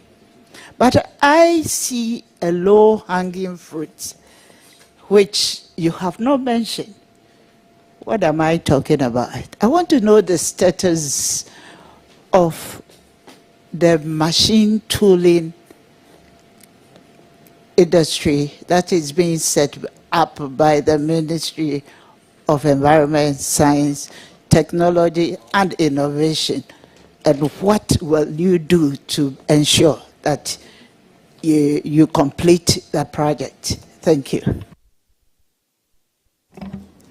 Thank you, Mr. Speaker. Mr. Speaker, per the briefing I had, sorry, thank you, Mr. Chairman, that's my speaker, so forgive me. Thank you, Mr. Chairman, I'm sorry. Per the briefing I had from my ministry, I am told GAEC set up a foundry, and this foundry was an industry that was to produce bolts and nuts for the sake of industrialization and also to boost our economy and also bring employment to the people. Unfortunately for us, we've not been able to complete the whole project. And as I speak, it's almost 90%, 95% complete. And so when I'm giving the nod, Mr. Chairman, I'll go into it and then see why that huge project that will be of immense benefit to our country and to the economy has come to a stop. And then if there's anything I could do for its completion and also for the President to commission it, I think I'll fast-track its completion and commissioning. Thank you very much. And I would like to add that it's not just for bolts and nuts. It's also because we have CNC machines that will also cut spare parts for equipment that exists in most of the industrial companies. The next question I want to ask is that as a woman in charge of this ministry and current climate change effects on globally, what are you going to do to ensure that you put women in the center of fighting climate change? Thank you. Thank you, Mr. Speaker. I know EPA has come up with a program where women are being used to advocate for climate sustainability. And so when I'm giving the nod, as the Minister for Environment, Science, Technology and Innovation, I think I'll move for that adaptation so that we come up with programs where women will be featured. Mr. Chair, you know that women, we cause a lot of lead in when it comes to issues of environment and then climate. We do the cutting of trees, the burning of charcoals, and so we'll create that awareness using women and then build the capacity of the women so that we can shift from using charcoal and wood and then embrace other climate-friendly energy. Thank you very much, Honorable Nominee. I wish you all the best and wish you well in all your endeavors. Congratulations. Okay, should I ask you a question?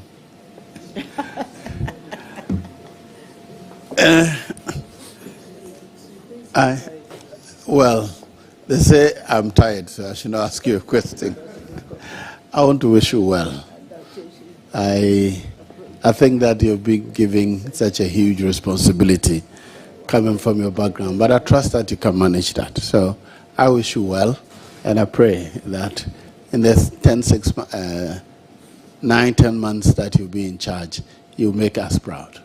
Congratulations in advance. Thank you, Mr. Chair. So, unfortunately, I don't know all the beautiful kings and queens behind you, but I know they're all from the Confronting district. We thank you, all of you, for coming to support her, and on behalf of my colleagues, we are grateful that you came to support her. At this juncture, I will say you're discharged, and you'll hear from us. Thank you very much. Thank you, Mr. Chairman.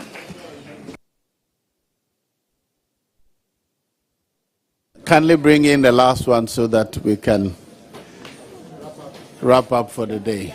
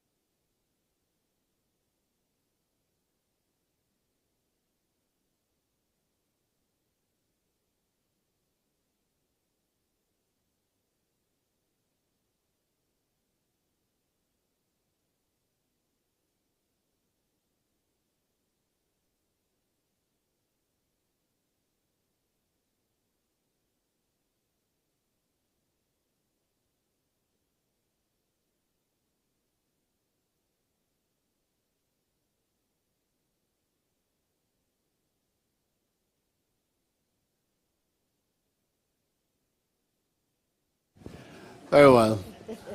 You may administer the oath now.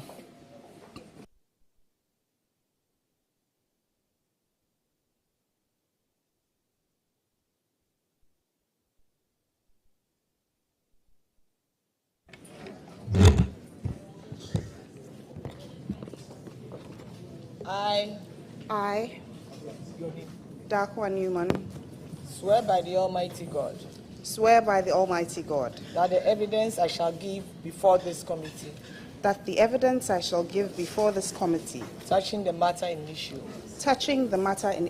shall be the truth, the whole truth, and nothing but the truth. So help me God. So help me God.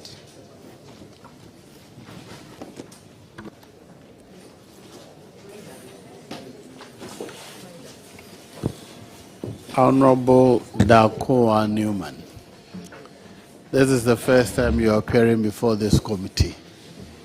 Though you are a member of Parliament, many of us know you already, but this committee is seeing you for the first time as you are nominated for the position of Minister of Gender, Children and Social Protection. Kindly introduce yourself briefly to us before we ask you questions. Thank you, Chairman. So my name is Dakwa Newman. I'm a Presbyterian. I'm a Christian. I graduated from Wesley Girls High School. I also graduated from the University of Ghana, Legon. I went on to the University of Warwick to study program and project management. In addition to that, I've embarked on other educational courses at Harvard University, that's the Harvard Business School, and some other educational course at Oxford University. I've worked as a project manager before becoming a member of Parliament for Okaikwe South constituency.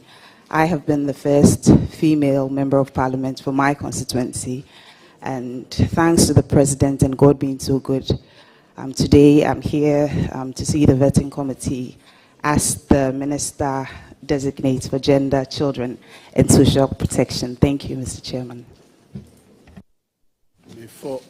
Before coming into politics, what were we doing?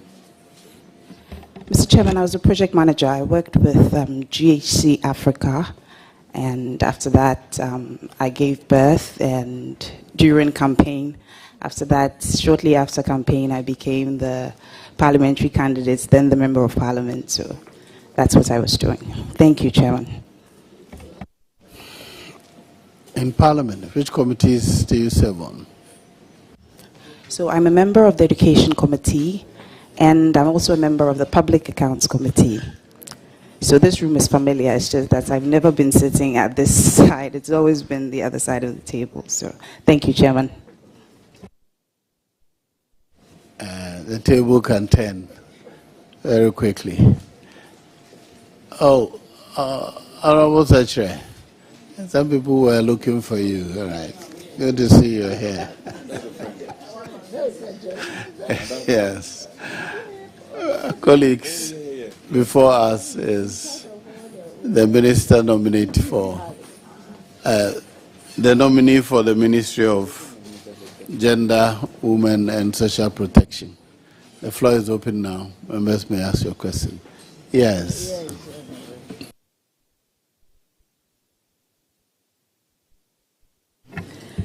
Thank you, Honorable Chair.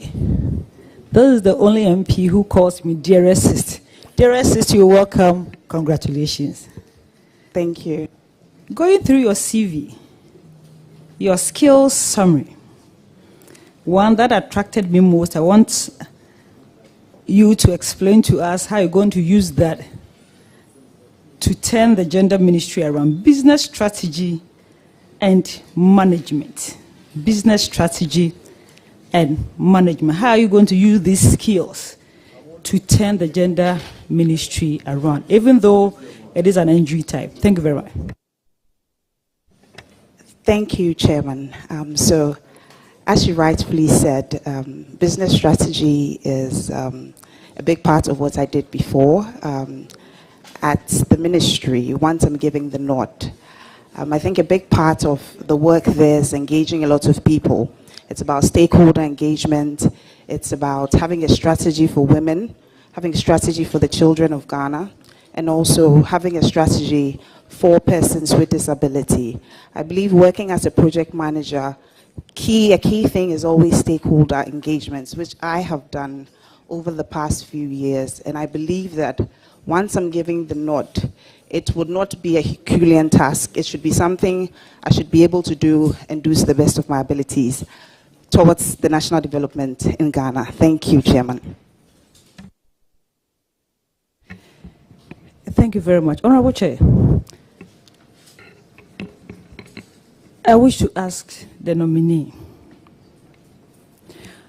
with Ministry of Gender and its interaction with everybody so far as the country is concerned, how is she going to manage the intragenerational individuals that she's going to manage? Because at the Gender Ministry, we have the aged, we have the physically challenged, we have all those with the various challenges, together with the ladies that she's going to work with, especially in the areas of school feeding and its related issues. Thank you very much. Thank you, Chairman. So once again, I believe I have always worked with teams and project management, and teams complement each other, the members of the team. And so my ministry has to do with, as you said, various generational groups, the aged, we have the children, we have the youth, we have so many different sects of the community. And looking at our demographic, I believe I will be able to harmonize all these different generations so that we can get a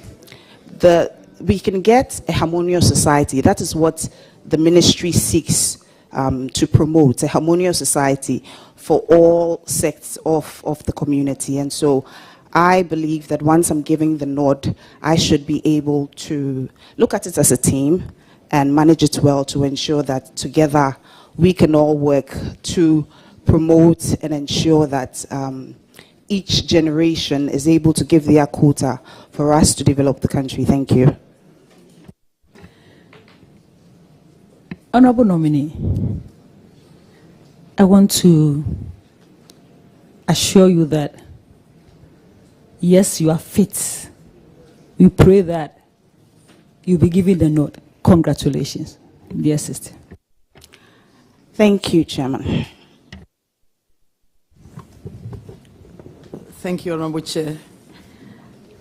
Honorable Dr. Newman, congratulations. You talked about strategy. May I know from you what strategy you have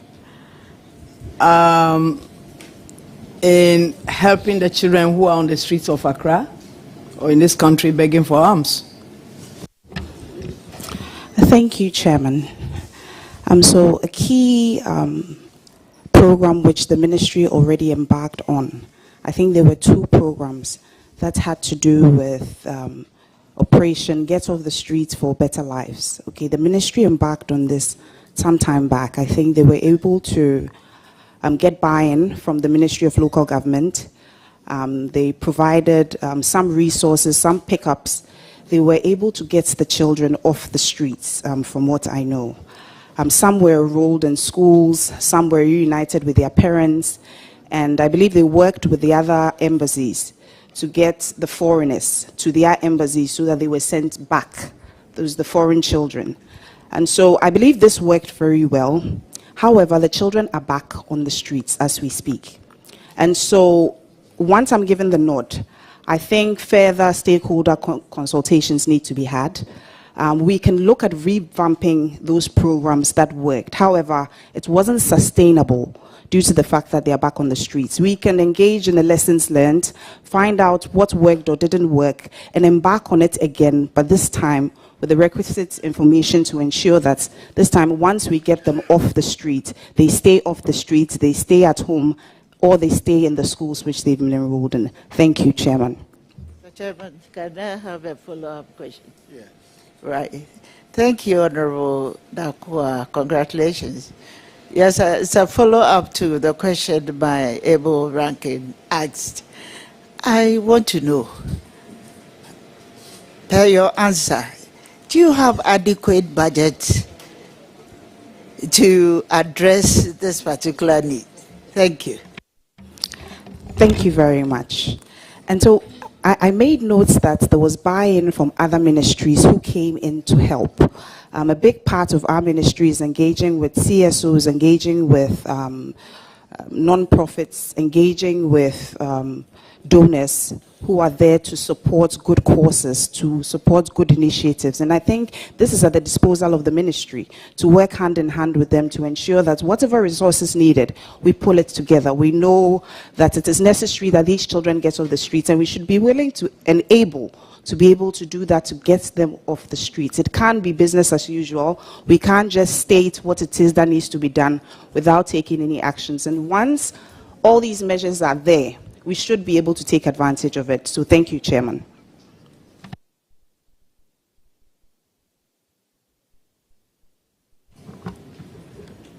Honorable Chair, since 2017, we've had a number of ministers, at the Ministry of Gender, Children and Social Protection. About three. Honorable Chiko Jaba was there as the minister. After her was Honorable Cynthia Morrison. After her was Honorable Adjasafo. And then after Honorable Adjasafo was Hajia, Honorable Hajia, that about 4. And there was a gap for almost 1 year, there was no minister at the ministry. Now you have just 9 months to go. What new ideas will you bring to the ministry when you have just 9 months to go that will make the ministry more vibrant? Thank you, Chairman.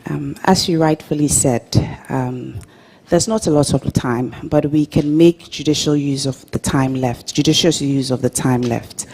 There are some few projects that I would like to embark on, which borders on gender, children, as well as social protection.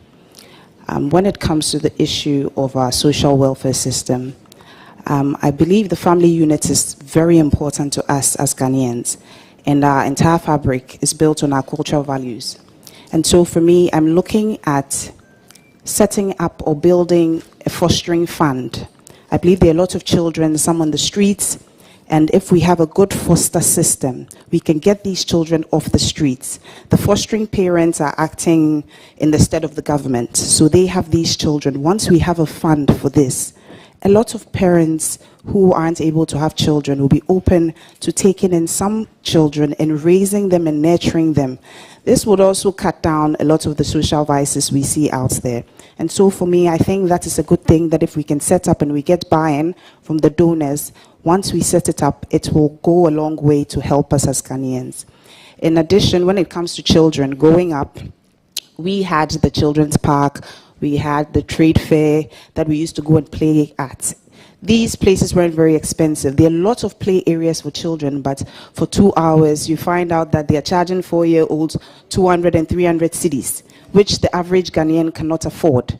And so for me, looking at revamping what we have, looking at the children's park, looking at revamping it, we can have a private-public partnership. There are so many ways we can go about to ensure that the children also get a benefit. I'm looking at persons with disability.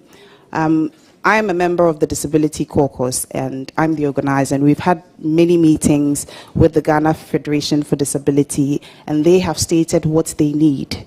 And looking at ratification of some protocols, they are looking up to us as MPs, as parliamentarians, to ensure that our laws, our disability laws, are in conjunction with the UN Convention on Human Rights. And so when it comes to these protocols, once I'm given the nod, we need to take a very good look at it and see how we can do our part to help our persons with disability. we should also look at how disability-friendly a lot of the buildings are now. These are things we can institute now. And we might not be able to, or I, in my tenure, may not be able to do everything in 10 months, but it just takes starting. Giving a listening ear to our persons with disability, seeing what really affects them and how we can help resolve these issues. I think if we take a good look at these things, and within the time period that I've stated, starting them will go a long way. And ideally, it's not really about me, but it's about the impact we make in their lives. And so these are a few things I would like to do. In addition, looking at the Affirmative Action Bill, yesterday the Speaker also announced that it was going to be read, the second reading, and then we go to the consideration stage. It's something we are all very passionate about, and as women, we have already started having discussions in the chamber to get buy-in so that we can pass this bill. It has taken a very long time, it has taken so many years, and as those of you on the Gender Committee know, we are all in one voice and one mind in pushing this bill. So these are a few things I would like to do and leave behind. Thank you very much. Are you going to, for all that you've said so far, are you going to depend on the budget that has been allocated to the ministry, or are you going to solicit for funding from elsewhere? So in addition to the budgets allocated, we'll definitely need to source for funds from donors and work with other partners to ensure that we can carry out all these things we've laid down to complete. So thank you, Mr. Chairman. Yes, gender for.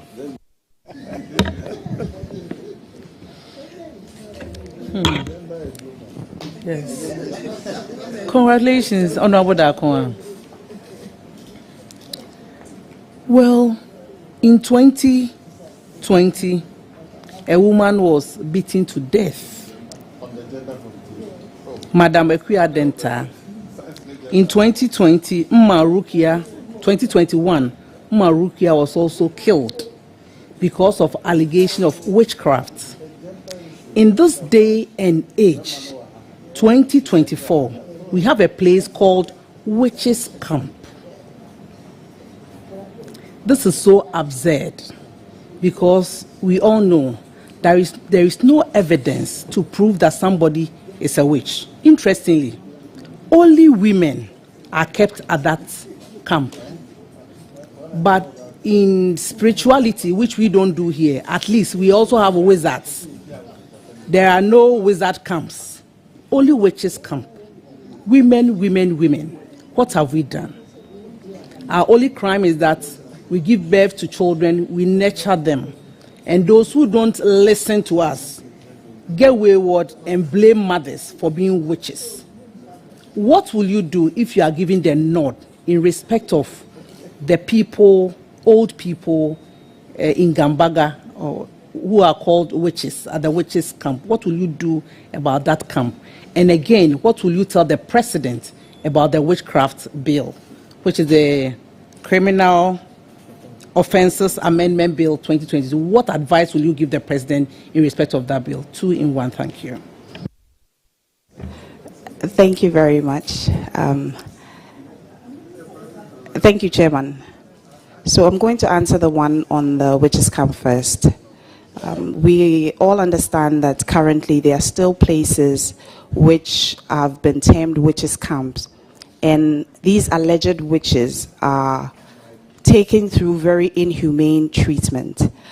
Mr. Chairman, for me, I think the law is clear on certain offenses, and I think people who are meting out these very inhumane treatment should be dealt with according to the law. In addition, these witches camps can be rehabilitated. I feel in mostly the rural areas, we are seeing these witches camps, and I believe because it's a practice that has been done for some time, we need much more sensitization for people who live within those areas. We need to include maybe more stakeholders, get our chiefs to champion it, to explain even how inhumane and how it even infringes on people's human rights. And so we need to do a lot more education to these people so that they understand the extent to which they are even breaking the laws. And so sensitization, education, roping in the right stakeholders to champion it can bring this practice to an end as we look on to rehabilitate these camps for some women who feel they do not want to go back to their communities. We can rehabilitate it and make it habitable, yes, an old people's home, and make it a habitable place that they would actually love to live. Since they are already aged, I think ensuring that they have the right amenities will also go a long way to ensure that their quality of life in these rehabilitated homes is good. The second issue had to do with, I think, okay, advising the president on signing the criminal offences bill. When it comes to signing, I believe it's the sole prerogative of the president. And him being a lawyer, he will work within the confines of the Constitution of Ghana. So I trust that the decision the president has taken is in the interest of all of us. And I believe there's a court case. And so after that is done, I'm sure we would know the direction in which we're going to go concerning that. Thank you very much. I'm sure you'll be very disappointed if you leave here without anything on school feeding. The MPs in Accra will think that school feeding is nothing because they may be able to buy food for their children. For us, who come from that side of town, where we provide you with all the food that you eat, we bring all of it to you. And some people don't have what it takes to do the farming that you think we always do. So what will you do to improve school feeding so that our children in the rural communities will be eager to go to school because they'll find food there? Thank you. Thank you, Chairman. So for the complaints that I have generally heard about school feeding, it has had to do with, number one, the caterers felt the amounts they were being paid wasn't enough.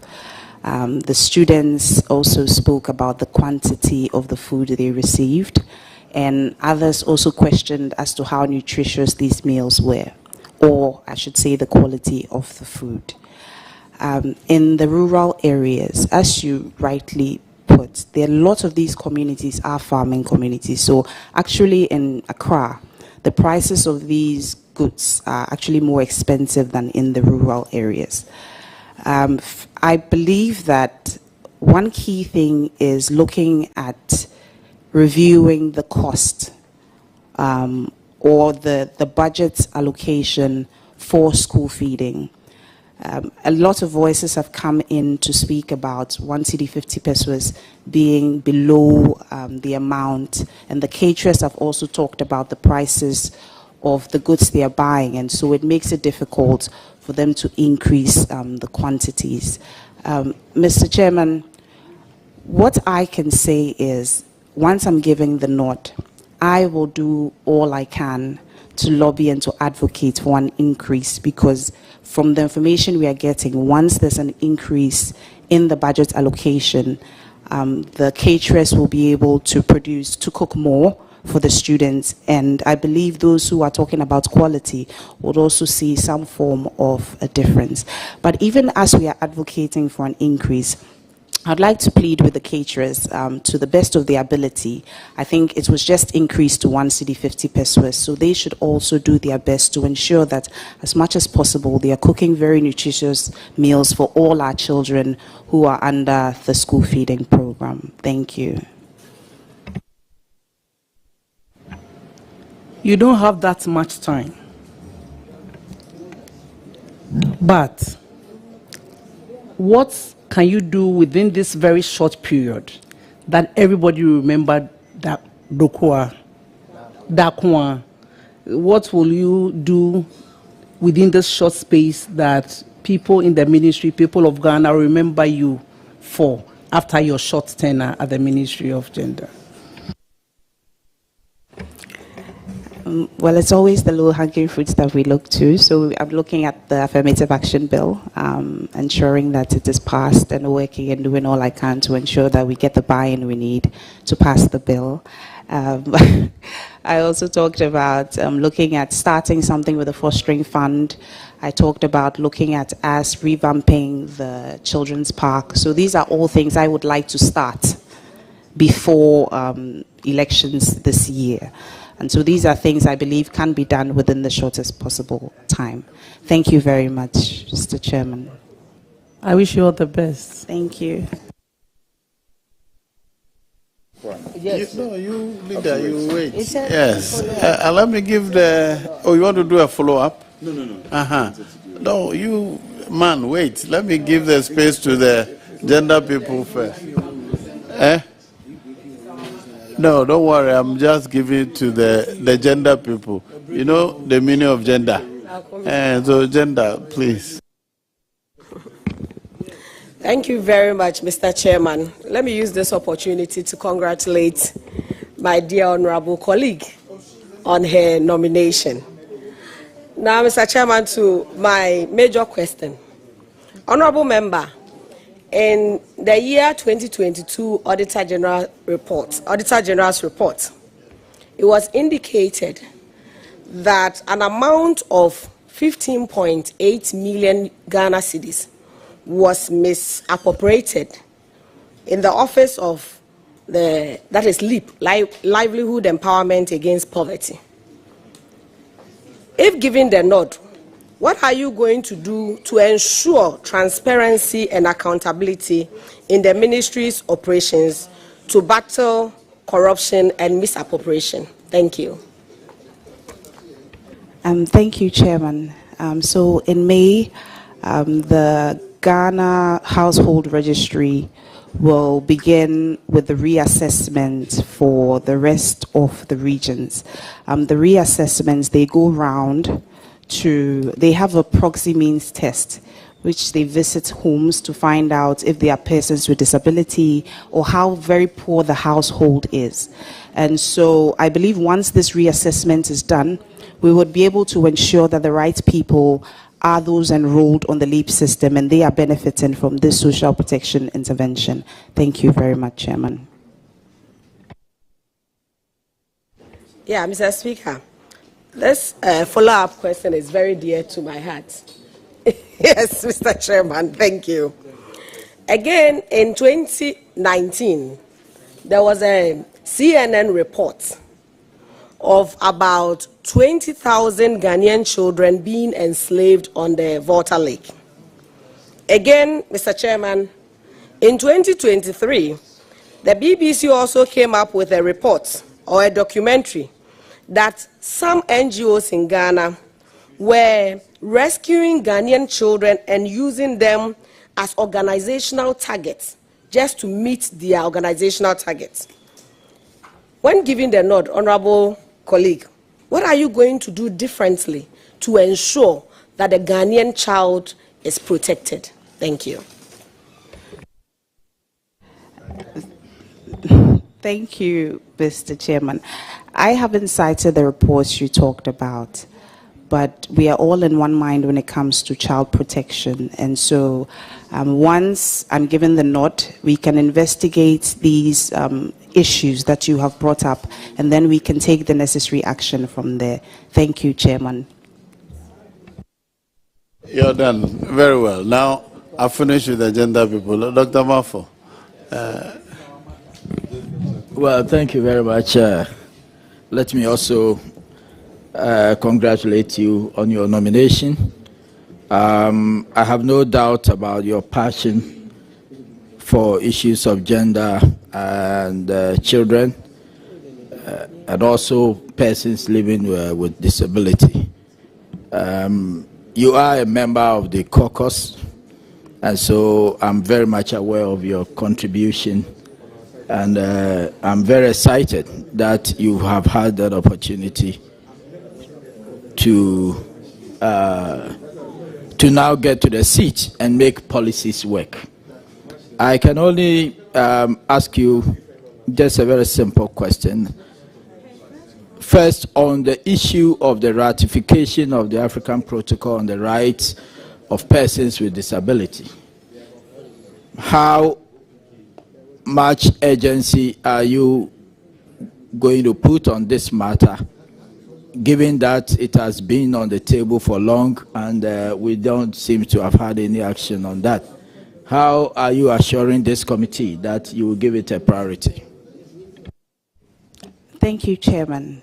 So as you rightfully said, we are both members of the Disability Caucus, and this has been on the front burner for all of us. I give this committee my full assurance that it would be one of the first things that I tackle once I'm given the nod to be the Minister for Gender, Children and Social Protection. Thank you, Mr. Chairman. Thank you very much, Chair. My last question will be on the enforcement of the common fund allocation for people with disabilities. As you may know, when we do the formula, we always allocate some funds for the assemblies to use to, deal with issues concerning persons with disabilities. My understanding is that in a number of these assemblies, they have not been enforcing that kind of allocation. So what will you do within the next 9 or 10 months that you'll be in office to make sure that all district assemblies comply with this allocation? Thank you, Chairman. I believe this would have to do with stakeholder engagement and engaging all the MDAs to ensure that they are complying. As you rightfully said, and even on the Public Accounts Committee, a lot of infractions come that have to do with the assemblies misappropriating monies meant for PWDs, persons with disability, and even the committee has taken exception to it. And even at the committee level, it is something that we have been speaking against strongly whenever they come before the committee. And I think given the nod, once I'm the minister, I can also take a further step to ensure that they comply with all our laws and to ensure that persons with disability are due their 3% of our DACF. Thank you, Mr. Chairman.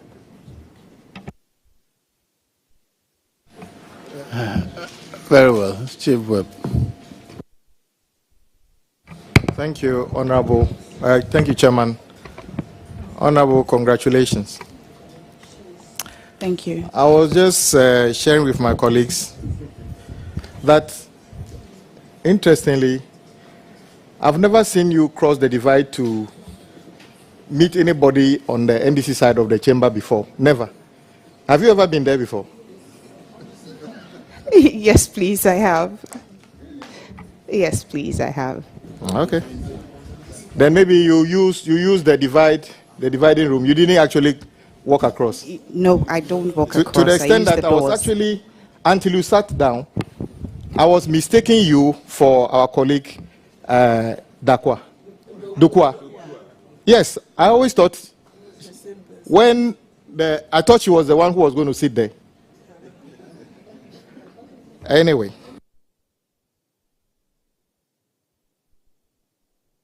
thank you. Turn to your CV.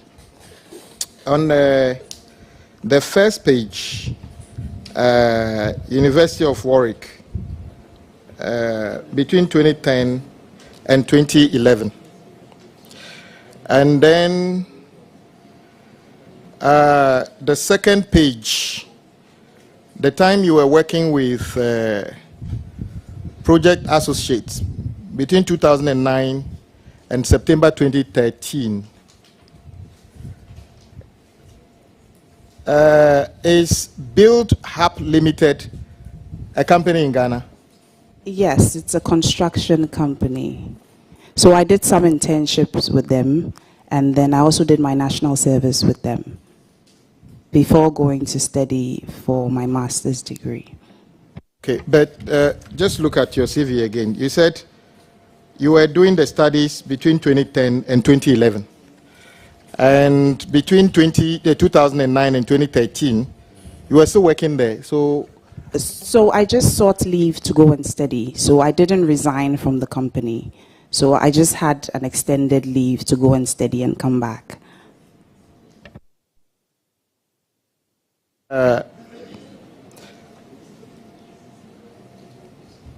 On the second page of the CV again, project manager, tenant coordinator, GHC Africa, between 2015 and 2016, and then 2014 and 2016.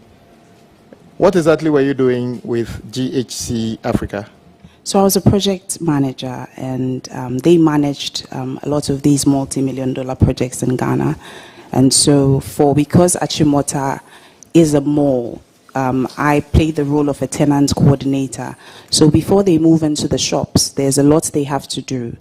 They have to stick to a lot of, there are gray boxes and white boxes, and they come in and they have to fit it to particular specifications that are spelled out for them. So I was doing the coordination of all that in addition to the project management work. The same thing in 2016 at Kotoka Terminal 3. Yeah, so we were the project managers on that project. So we are just there for the tenure of construction. After that, we hand over the project, and then it is managed by whoever comes in, either Brawl or whichever company comes to manage the property. So you are project managers in terms of what? So I studied project management, and this is construction project management. So from inception, from when they start from excavation to handover, we manage it. We are like a liaison between the consultants and the client. Usually architects perform this role on smaller projects, but for multi-million-dollar projects, there are actual designated project management companies that do project management. Thank you, Chairman. Not exactly. It depends on the client.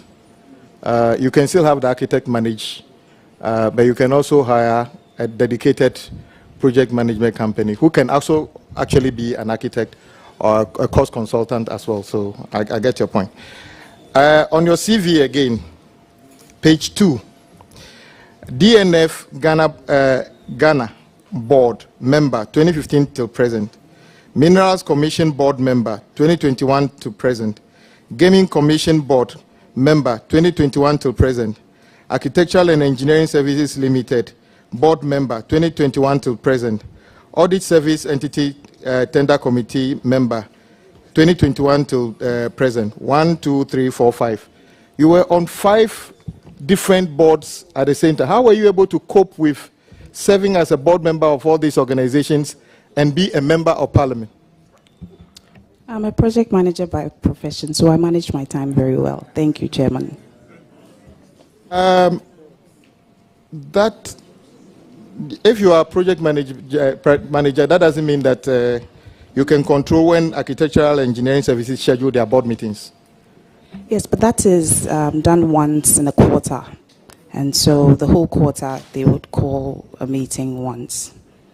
For the entity tender committee, is as and when we are required that we also meet, and they call on us to meet.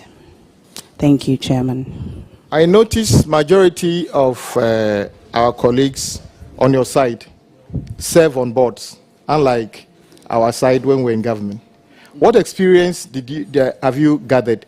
Is there anything that would hinder a member of parliament from serving on a board or being a chairman of a board, in your experience? Okay, so I can speak for myself, and I don't think, as of now, I don't think there's anything that hinders me from carrying out my duties as a member of parliament, even though I'm on those boards. Thank you, Chairman. Thank you. Let me ask you, a colleague spoke about child labor. And we've all been reading in the news how some NGOs regularly cast Ghana in very bad light about what they classify as child labor. My question to you is, if, and it did happen, when I was young, when I closed from school, my dad actually takes me to the farm. if I'm seen following my father to the farm on Saturday or Sunday or after class, is that a child labor?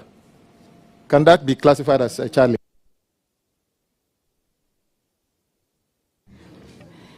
Thank you, Chairman. Please, was it during the time in which you were supposed to be in school? I said on Saturday, Sunday, or after school. Or after school. Yes, there are Saturday classes as well. And so it could, even though it's Saturday, it could still fall. Fortunately, I am not, I come from a very poor background. My parents could not afford extra classes. So I did everything I was supposed to do as a student when I was in class. I didn't have the liberty of extra classes. So, Chairman, thank you for the question.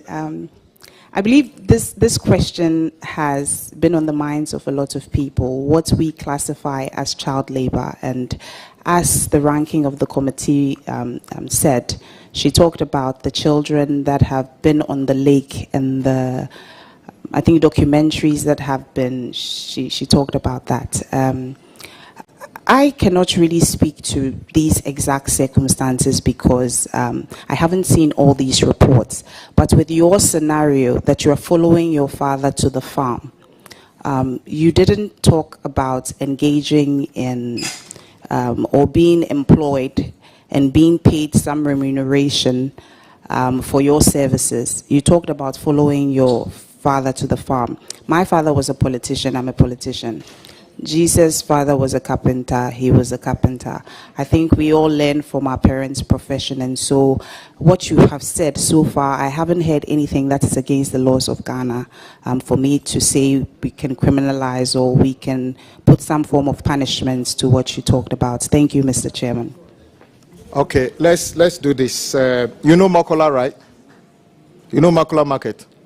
Yes, please, in Accra. If my mother was a fishmonger at the market, and that is what she does to look after me at JHS or primary school, and I've closed from school and I go and sit beside her, and she needed to attend to nature's call, and you come and meet me there, would you classify that as child labor? Okay, thank you, Mr. Chairman. So I think with these issues that are very specific, or these hypothetical situations, I think I don't have all the knowledge as the minister, and that is why we have these agencies and we have experts that are there to also advise the minister. And so when it comes to these scenarios, I will also rely on the right quarters and the experts to also direct me. Thank you, Mr. Chairman. Well, the problem you have with this answer is that these aspects exist and existed with your other ministers.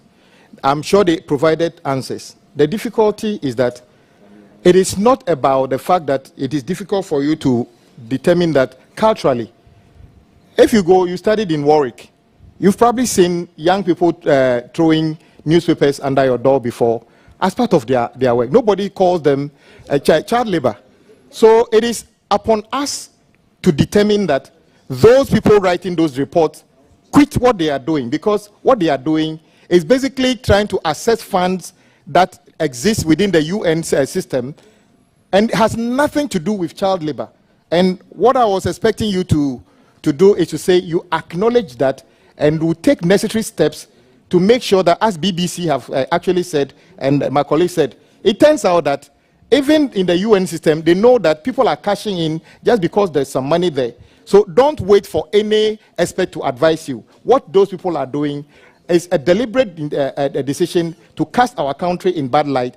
What they are describing as child labor is actually never child labor. So maybe take it upon yourself, and don't say that it is something you have not read the report and other thing. I agree. You were born and bred in Accra. Happy for you. But majority of the people who are being cast in this light probably never visited Accra, and when they follow their parents to do fishing when it's not school time, cannot be said to be child labor. A child that, or a young child that follows the mother who is a fishmonger, that is what they do to raise that child at the time that school is not in session, is not under. Move on with questions. Thank you very much. The second one is, I noticed you mentioned the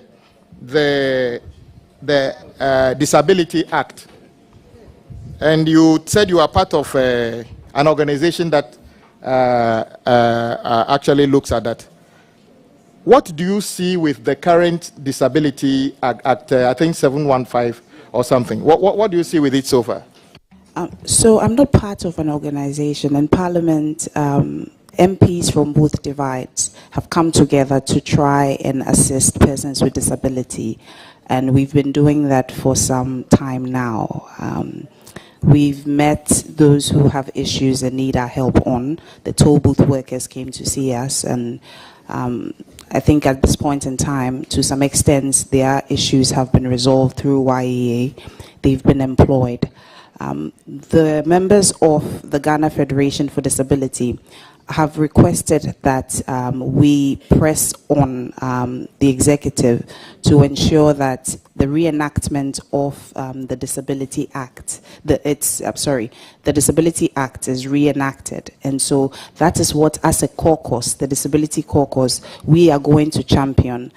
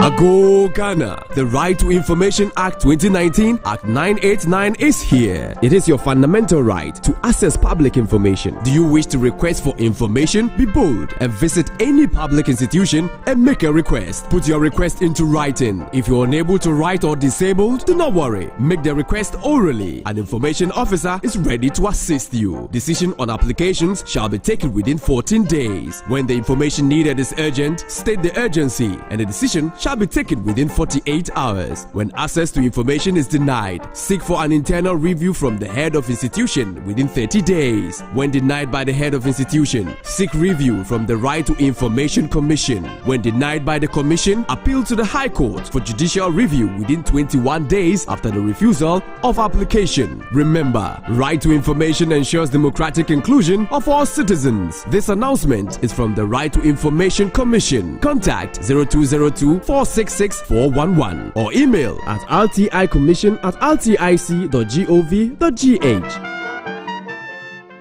This is Ghana and its vibrant cities, the people, the history, the values, the assets, the opportunities, the future. Yet we see everyday challenges in managing our urban spaces and accessing essential services such as shelter, water supply, sanitation and sewerage, transportation, among many others. Tired of seeing your neighborhoods flooded every rainy season? Frustrated with waste management in your locality?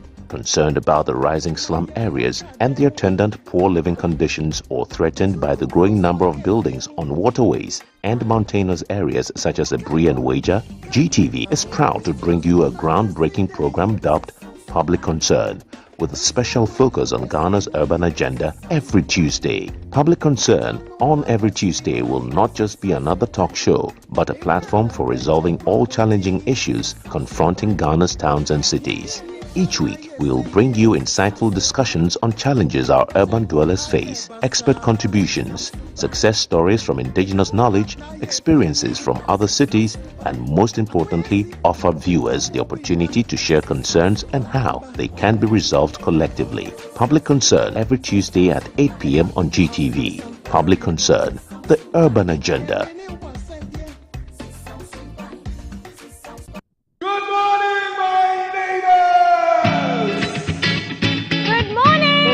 Good morning. It's a good morning, and we serve you breakfast. Not just any breakfast. Sizzling healthy. And there's much more on offer on GTV Breakfast. So what's your pleasure, Danvotrasia, at that time of the morning? You want it served buffet style, complimentary breakfast? On-site restaurant? Or room service? We've got you covered. From Monday to Friday at 6 a.m. With a trusted team. So never skip breakfast. On GTV Breakfast.